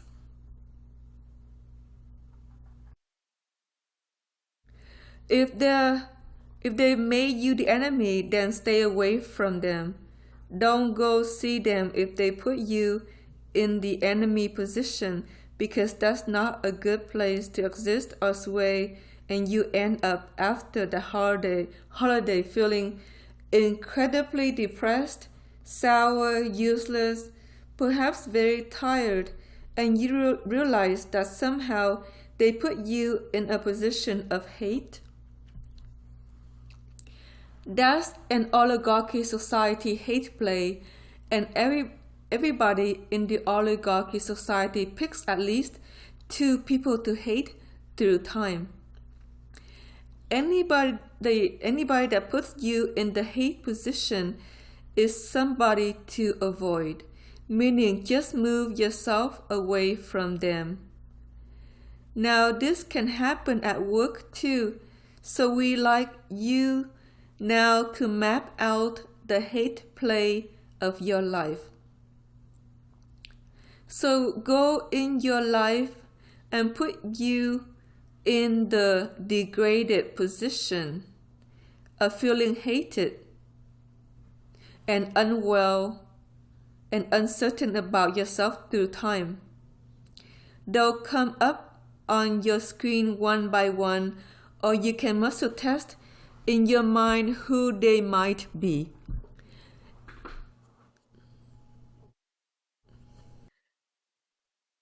If your father or mother was the hate play person towards you, then you tend to attract people like them that are male or female that puts you in a hate play too. If it's a brother or sister, it will show up. If it's an aunt, uncle, or cousin, it will show up. If it's somebody else in the family habitat of friends, it will show up. But whoever it is, generally most of you had at least 2 people in your childhood that puts you in the hate position. If it's at home, it's very incurious, and it's something big to forgive. If your mother or father or brother or sister puts you into the hate position in their life. So if that's true, let's take a deep breath and choose to forgive, because they have a system that's inside out that has to work this way. They have no choice. You do, they don't. If your mother, father, brother, or sister put you in a hate position, you have a wheel of characters inside your vision of the outer world, and you're going to paint them in red, the people that put you in the hate play.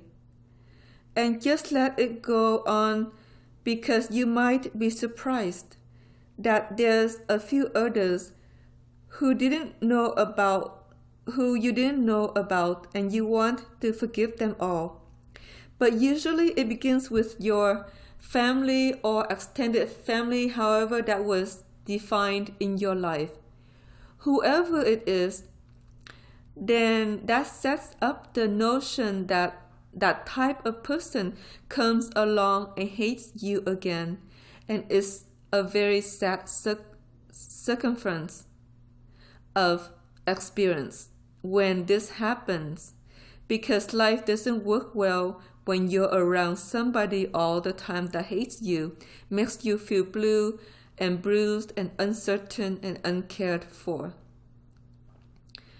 It may be very depressed, and that's a person to forgive now and wipe out of your fate map altogether, so that you let go of the need to be in a hate play forever. You can do that as a star seed. They can't, but you can choose not to be in a hate play with anybody again that makes you feel sick about who you are or where you're going or what lies ahead. In the hate play, generally, there are two others that show up in the life before age 50 that have you seated in a hate play. And if it turns out to be a former boss or a former workmate or a former friend, generally hate plays cause star seeds to walk away. And if it's in the workplace, you may change jobs because you can't stand being in a hate play with someone weird. And so you leave the job and find another. Often it can occur also in friendship, where it seems to be a bond and then suddenly it turns into a hate play. And they may never express it. It just leaves you feeling unwell within when you're near them. That's very sad, but that happens sometimes even with people that you feel like you can sway with as a twin. And suddenly they turn on you and they don't like you anymore. And they disappear because the hate play is there. They choose you to be the hated one, and then they leave, and you go, "Why did you leave my life?" Is that they rearrange their positions to do something else, maybe. So here's the thing is that the people that you thought you cared for, that you really loved, that disappear in your life, let's put those on another part of your screen here. Who are those individuals that loved you and left you? That can also include perhaps failed partnerships that it seemed right for a time and suddenly they went in another direction. Now, there are many lore fables and many scripts, and some of them may not have hate at all. It's just something else in the lore fable that took them off in another direction. Some of them may have actually hated you and you didn't know it and walked away because some part of them said, "I put you in the hate position of someone I can't stand in my life." And you can examine it, because if it turns red, that means it's a hate play. If it doesn't, it's another play that caused them to walk away from this life experience of you and your heart. You can also examine the play too, because there's plays within Shaktara systems that say, well, we'll be together for a time and sway, and then we go off and spend time with others. And it's nothing about hate. It's just that they have another play and they're not adjoined to your lifeline any longer. We've seen this some in DAS, where people walked away and they weren't in the lifeline in the school anymore because they had another play to fulfill upon in their life dream and dream stream separate from starseeds. Generally, those who depart either aren't or not are not starseeds in this time period, or they have a seed problem or affliction where they're not going to be included. Bless them anyway if you've known them, and don't worry about it if you haven't. But that illustrates how lifelines work is you adjoin when your lifeline adjoins, and you depart when it doesn't any longer. For the oligarchy society is a complete breach. They won't talk to you ever again if they're not a part of your lifeline.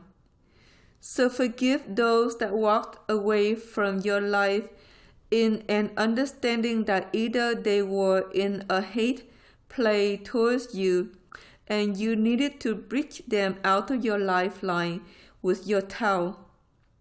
So your lifeline came in and erased them out of your lifeline.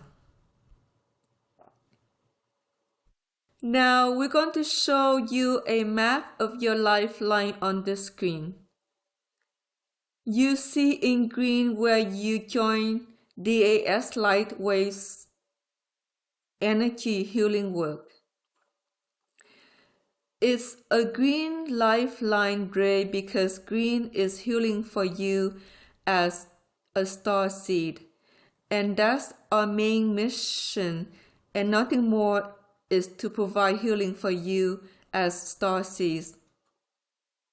You see other colored lifelines. Partnerships are usually pink when they're beloveds. If your partnership has gone red in your lifeline, it's gone into the hate play, and chances are you broke up from them already, or you're going to shortly. Partnership that remains pink can sometimes go chartreuse or magenta, and that means that you're trying to find passion for each other. If it goes into bright blue, it means that the unison of the partnership is intact. If it goes into any other color like orange or yellow or purple, it's not a good partnership for you.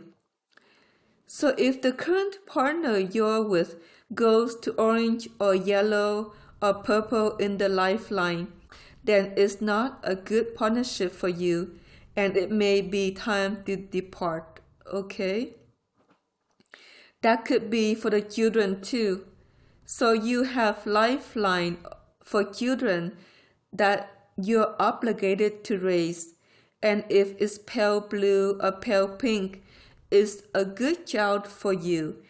If it turns chartreuse, you're finding your passion for your kid. If it turns red, they're in a hate play with you, and that's probably not good, and you probably walk away. If it turns yellow or orange or purple, it's really not a good child to raise, and maybe you turn them over to your partner. That's a hard choice sometimes when you care, but you work with your Tao and Tao as to what's right for you in all of these circumstances in your life. Any lifeline friend will also be there in those different colors. So you can look at the friends that walked away is a lifeline that went red and then it was cut out of your fate map, or ones that you care for that were there in pink or blue and then suddenly the play changed and they walked away and that lifeline part of the map faded from your map because they had to go in another direction due to the lore fable they're in.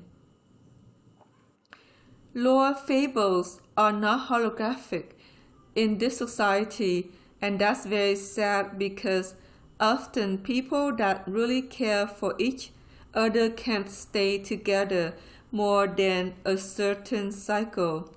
Usually the cycle is 2 years or 7 years. 2 years is often the longest you can sway with somebody that you care as kin or as what you feel is soul family. And then they walk away in the current societal dreaming. If it's a 7 years sway, then it's more important in the play that you be together than not. But usually after 7 years, it breaches because they go in another direction. Perhaps they even feel lost without you too, but they can't call you because once they disappear out of your lifeline and you disappear out of theirs, there's no communication any longer. That's very sad, but that's how the society works. So in that, maybe you better understand why you can just forgive the ones that walked away and can't talk to you again or don't return your calls, as it's painful to the heart of seeds to have that happen. If you were a seed society, people wouldn't walk away. You'd always create or recreate those bonds of care and see each other from time to time. And that's hard for star seeds to understand in this current society why you walk away. They can't help it due to the lore fable and play that erases you out of their life map, so they can't be with you again. So forgive them on that accord of anybody that walked away. If they walked away in hate, just know you're better off for it because hate blaze make you sick in the body and generally with cancer through time.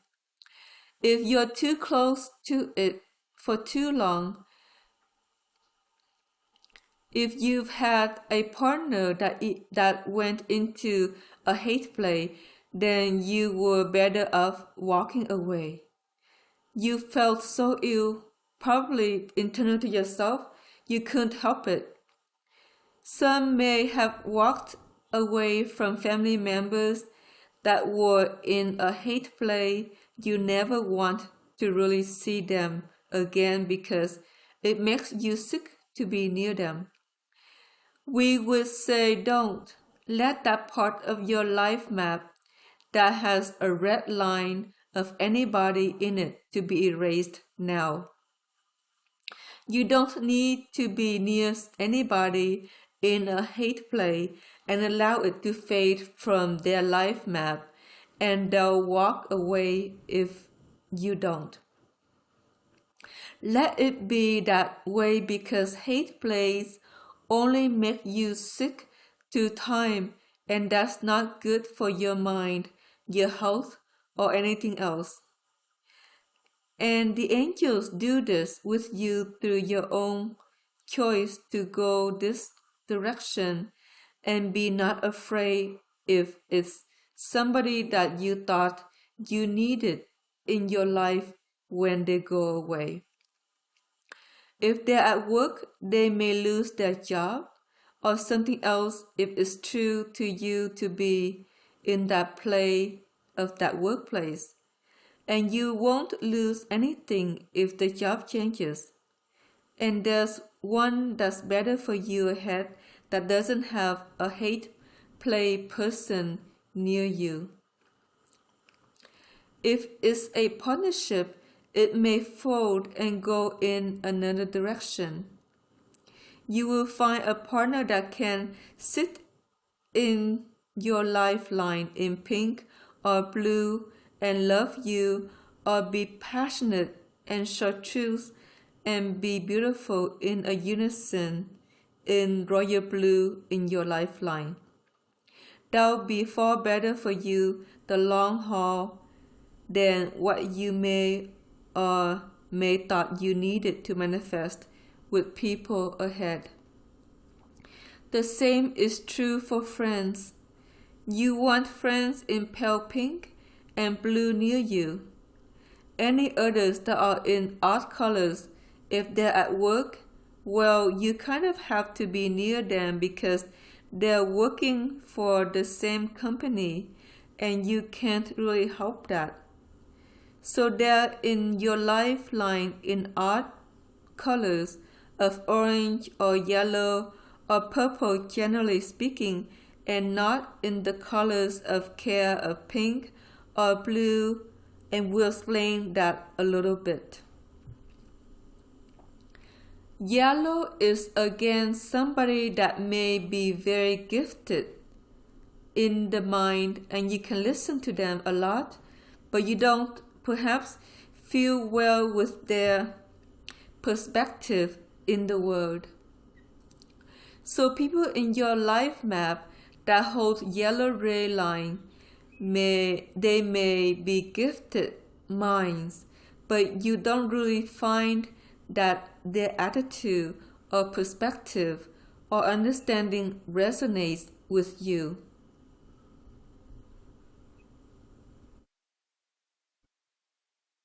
If at work, I would just avoid them and not say too much because you're going to get in an argument, to get into a blustery affliction about something. So if you just leave them alone and they leave you alone, and that's better.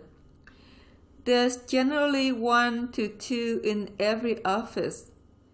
If there's more, well, that's just the way that is if they're very mental in how they go about their work space.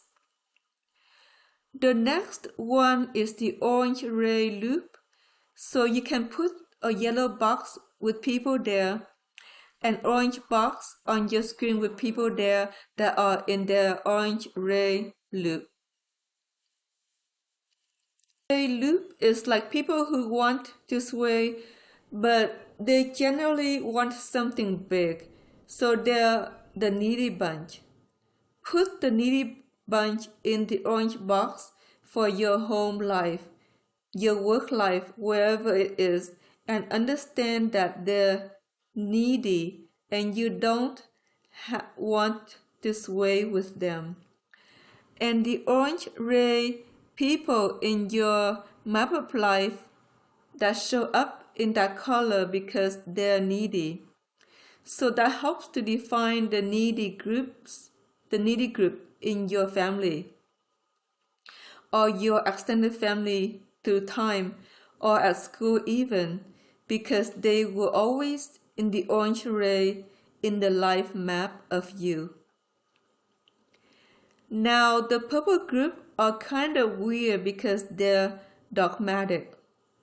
So these are your born again Christians, or these people that just have this mission of saying amen every time they can, or whatever their perspective of dogma is. So they're dogmatic people.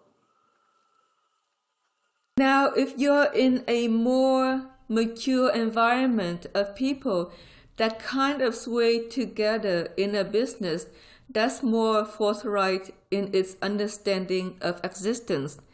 There may be no purple ray people, but they may show up in an art exchange here and there anyway, and it's good to annotate who they are. Put up a purple box and see who shows up in your life to time that was hypothetically dogmatic in how they related to the world. Dogma is I'm right and you're wrong, and then if I'm wrong, then you're right. So it can go in both directions. If they follow you around all the time saying, you're right, you're right, you're right, you're right, then you're in a dogma to say, you're right. And then if they say, you're wrong, you're wrong, you're wrong, you're wrong, they want to prove to you that their truth reigns and their God is the real God, or wherever they're at. Chances are you're going to walk away and you will not say too much to them or just bless them. Now, as a runner would flip the path around and say, well, you're okay in your dogma and I just choose to disengage with it. I'm not going to participate in your dogma, and then they were okay with her in her perspective. So you can disengage dogmatic people and just say, well, I'll let you be in your belief systems. I don't have to argue with you. You can just be wherever you're at, and I'm okay with that, and that helps. So disengage your dogmatic people. Take your orange people and make sure that you don't give too much to them. Take the yellow people and put them on the side and say, I don't really care for your mindset at all. Yellow people are often what we call alpha beta. They love and they hate. They love some and they hate some. They'll hate somebody else in the office and you won't know who that is, and that person will either get sick or leave and you can't help that.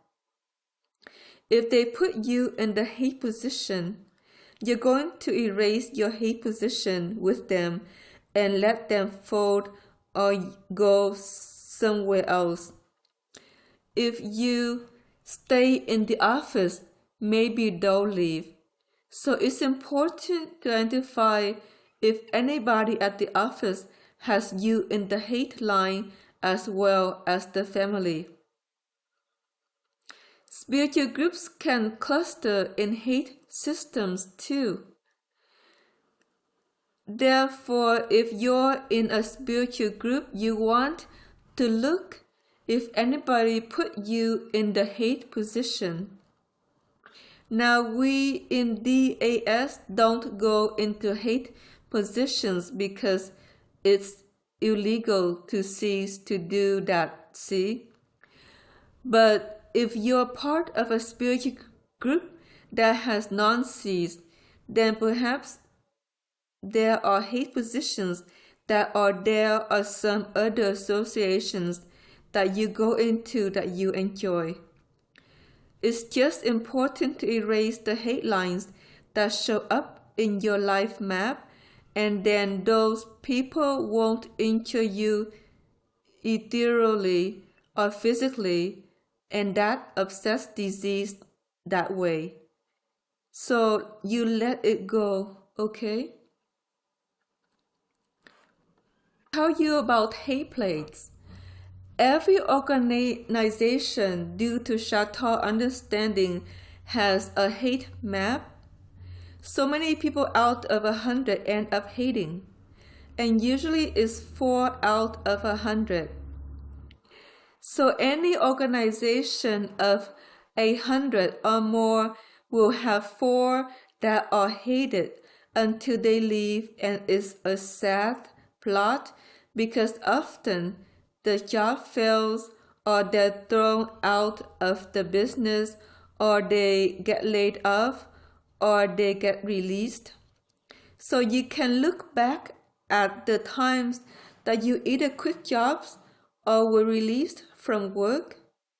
Let's map that out now and realize that you may have fallen into the hate plot of the organization, and when you did, you were either evicted or you left. If you did that once in your life, that's pretty standard to be in one company where you're the hated one, and then they release you because they can't stand you on some level that you don't understand. It's really just a plot in a play, and all these things that we could say about stage plays, and it doesn't mean anything more than that. It doesn't mean that you failed in anything. Doesn't mean you did anything wrong, and all you really need to do is to forgive it now as a hate plot that you entered with a group of people that you ended up in that position. They don't really put you there. It's just that you end up there and then you're through and you're gone, and they're glad you left, and so are you. That's usually how it works for Cs. Others may feel very injured in hate plots and have a lot to forgive in order to overcome it, and that's hard for some people that aren't Cs. But that's not your C truth, because generally you forgive very easily because you use your archetypal wisdom on how to do that. So we'll just say that the hate plot wasn't for you and you left, or you did something else. Usually you grew out of it within something better anyway, because that's how star seeds grow.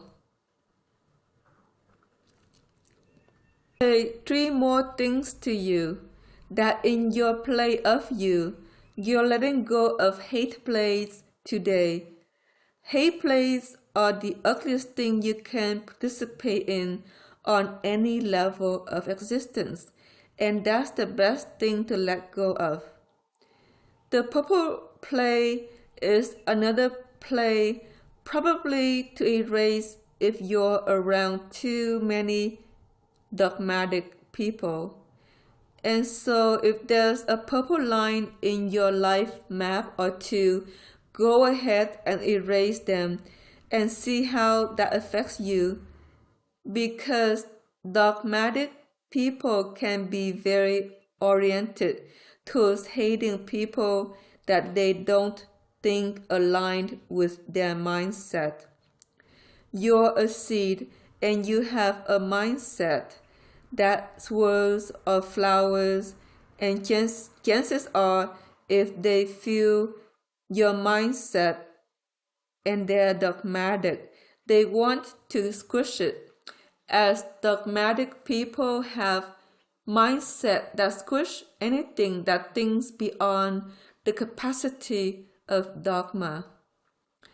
That's very gross, but that's just kind of where it is with dogmatic people.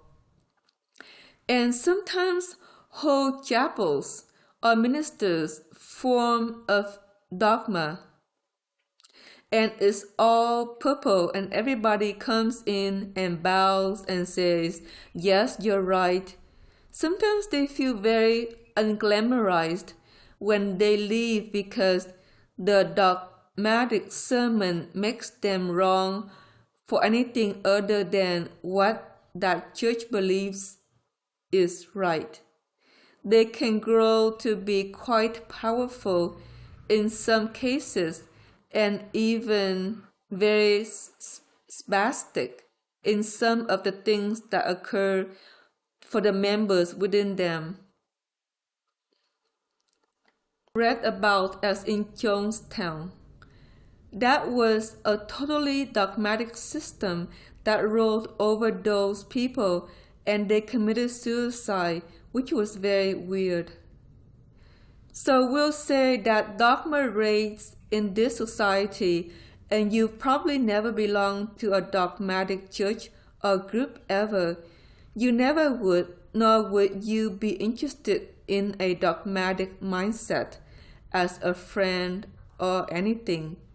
If they're at work, they're probably people that don't get along very well with most others because their mind never aligns to flow with anyone. And if that's true, as you erase them out of your life map and you're going to stay at this job, chances are they'll quit or motion on some other direction and someone else will show up that's better for you. Now, people that heal will show up in the green ray too. There may be those in the office and those you know that are brilliant healers, and there'll be a green line on the life map, not turquoise but green. Turquoise has another connotation we'll tell you about. If you know a turquoise person, they'll be like Asarana. So Asarana is a turquoise line in your life map, and she's one that's mastered infinite care. They're pretty rare today, but there's some that oscillate in that direction and may show up as a turquoise lifeline of someone of that caliber of individual. Some of you were working on mastering infinite care, which is a rose color. So people in your life and perhaps some in DAS show up as a rose-colored life map line, and they are very beautiful people to be near because they've mastered infinite care. It's sweet to be with them because you feel the love oscillations from their heart, and you need to forgive how the oligarchy society can never get there into the turquoise or the pink. Some get to the green ray very easily if they're healers or doctors of metaphysical dreams or of some kind of healing notion. There's a lot of those that can show up in the green ray in your life if you like to associate with people that are healers or medicine people or someone who does some kind of specific doctoring you're in need of. You want to make sure they appear green in your life map, and then they're better for you to go to than somebody else that could show up like steel gray or worse yet red. So some healers oscillate in a non-healing foundry of reality, meaning they don't heal you, but maybe their staff does, or something else heals through them, which is kind of weird. If they're that kind of healer, you can get doctoring that's not really good for you, and they'll show up steel gray in your lifeline. So you can put up a green box on your screen and see who the healers are that show up in your world that you've known. Put up a rose box for the ones that sit in divine care. Put a pink and blue box for the ones that love you naturally. and they run that color ray through them towards you, and see who the people are that you really love in your life. They are the ones who want to see more of if you can, because they're sacred to you and they're sacred to them too. Because there's an exchange of love that's very, very beautiful for you, for them, and them for you. The other ones are cast of characters that are really irrelevant to you. Here's one gifted way of looking at your inner map of people. As you diminish the noise of the ones in the yellow, orange, purple rays or gray rays, if they show up gray and you just diminish them to nothing because they're not important to you, and you let the ones that are important to you in the pink, the blue, the green, the turquoise, and the rose to remain as a significant people in this life of yours. Now, if you're seeking a beloved, you want them to be in one of those 5 colors. Pink, blue, green would be good potentially for a healer. Turquoise is beautiful and so is rose. So you want it to be one of those 5 colors, and then they're a good partnership for you. You can look at your current partner and see if they're any one of those colors, and that's beautiful for you to be with. We talked about deep blue as a unison and chartreuse or magenta as passion. Those colors could emerge there with a beloved too, or a friend that you find deep passionate resonance with can turn those colors in your life too. Those are the colors that you really want to recognize in your life and live stream is people that are gracious with you, that you want to perhaps spend more time with than others that aren't. That somehow your inner world of what you choose for can manifest a change in your outer world of who you associate with day to day. Now, there is one other type of human that we're going to talk about. That's a killer of live stream. And what that means is you lose your job, you lose your house, you lose your partner, you lose your deal, you lose something when you're too near this kind of individual. They're in the color that they show up is at first, there may be a pink or blue, and you think they're caring, and then it turns black. So if you have a black line on your lifeline now, erase it and let it go, because that individual is stealing your dream stream and your live stream so much that maybe your life isn't working out very well, okay? And if it's a family member, I'm sorry too, but you may not choose to associate with them anymore. That can happen sometimes in the play of humanity. If it's a friend, they may fall out of your life. You have to examine who they are. You can put up a black box and see who that individual is. If you have a black line or 2 on your life map, it's very sad if they show up in close proximity in some way to you, and they're better off released however you need to release them out of your life, because they steal so much dream you lose everything in the end, and that's not good for you to be near ever.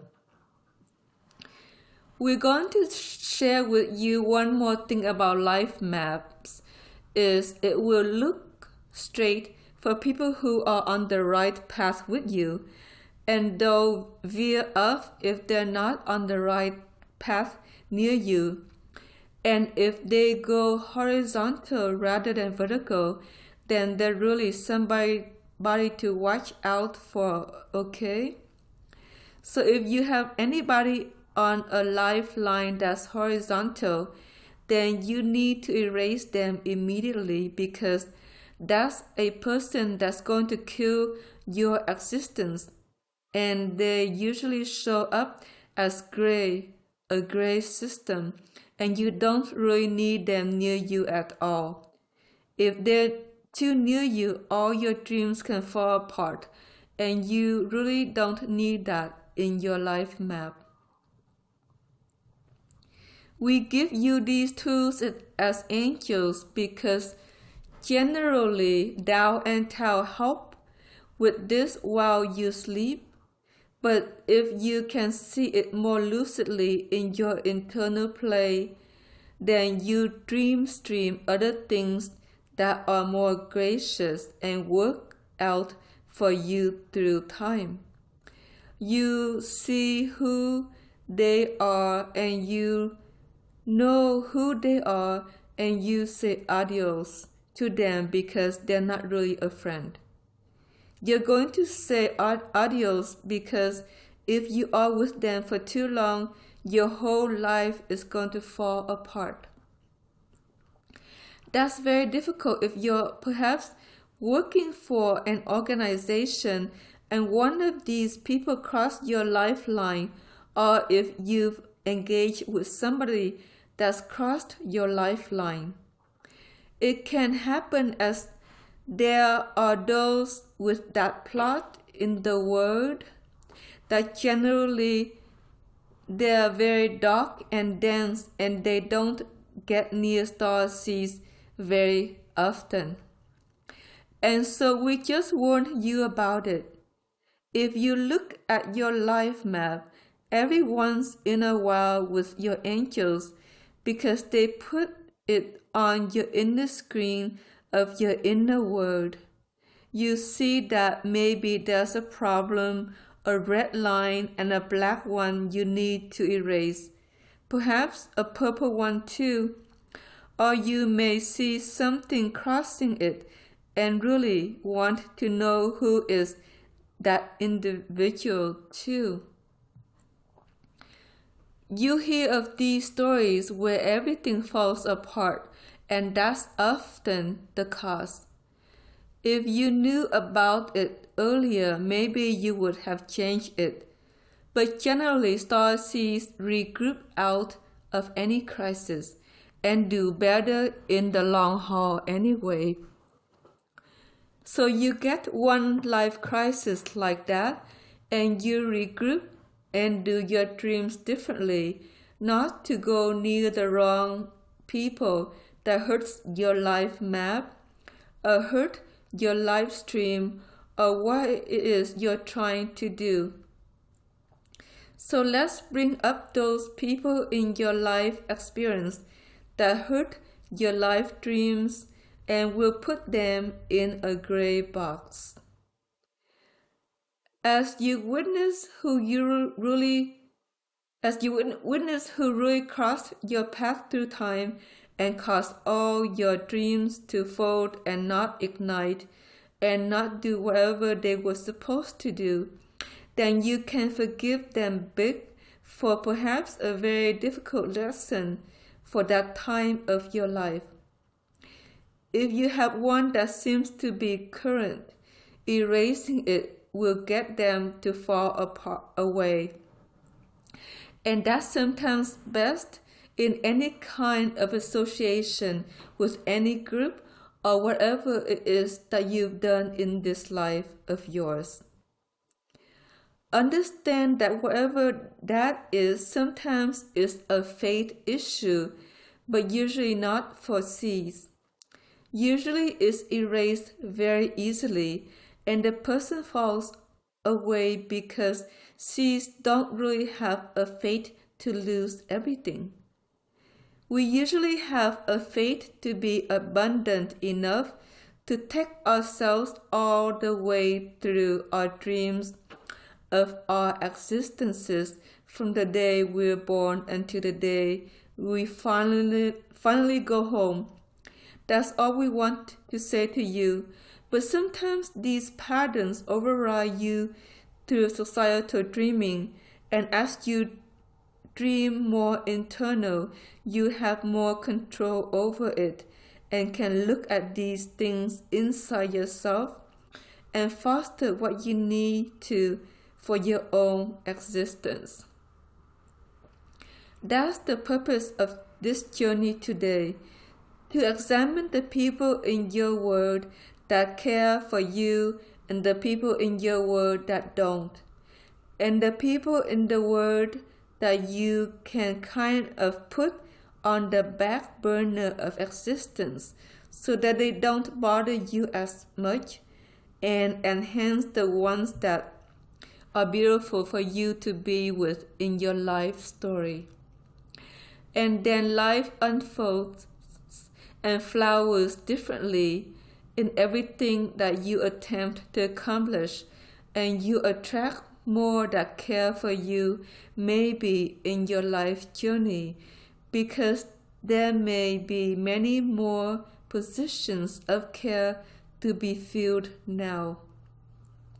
See, for everyone you put on the back burner, there's now a new script, a new person that can emerge that is more caring in your life. So as you kind of sink the ones that don't really hold heart space or aren't healers or aren't gentle or loving or nurturing for you to be with, it makes a new position open to new people who are going to love and sway and care for you more. You can't feel them all at once. I wish you could. It's generally one at a time. So you put up the first position of someone new who's going to care for you and show up in your world that's generally beautiful. If you're seeking a partner or a new partner, then put another box up for them, because this group is about kinship and not necessarily beloveds. So put a box up if you're seeking a new partner for your beloved. If that box fills with somebody you've had a romance with and you don't want to carry on in the resonance, then you need to let that go too and let it be someone new. It's all up to you. What do you need in this life of yours to foster your journey? There's one other thing we can say about this, is that for each there's a cast of characters that care for you and love you and sway with you. They're beautiful people to flourish with. So make sure to see them more often. Call them up and ask them how they're doing and see what they're up to, and be there for their journey. Some because it's only care and love that really make life worthwhile for any star seed. Everything else is just kind of either boring or dramatic, and sometimes sick to experience. People who are constantly in drama and trauma are hard to be around because they irritate you. People that are constantly in belligerence because they're angry are hard to be with. People that are dogmatic are probably hard to even listen to, and people who want to dominate the conversation because they know it all are difficult too. Care space and healing space level all that so that there's room for you and for each that cares and sways and loves and heals to be beautiful together. And that's the whole point of this, is that in your inner world is you, if you create a beautiful foundation of people to care and sway with, then your outer world will emerge to match what you're choosing for in your inner fable. This is your inner fable land in your heart space, and is the fable of you as a star seed. So our final gift to you is to let go of all the fables of Shatar and this planet and oligarchy society now, because you don't have to live a fable of them anymore, and to embrace the true fable for your life that comes from your holographic nature as a star seed. The holographic nature of yourself is to love and care and sway and be with people that bring you happiness and joy and foster you truth and understanding and beauty and grace. That's the truth of any star seed in the fable of your architect. As you go into that fable, many things will change and many people will change because they can't hang with what it is that you're doing in you. You can make room for everyone that needs to be there in a corporate sense or some other sense of another group that isn't yours. But in your life, even if you enter the dance of a group scenario, either at work or some other social occasion, you're going to be attracted to sway with those who love you and no one else. And that's just the way it goes.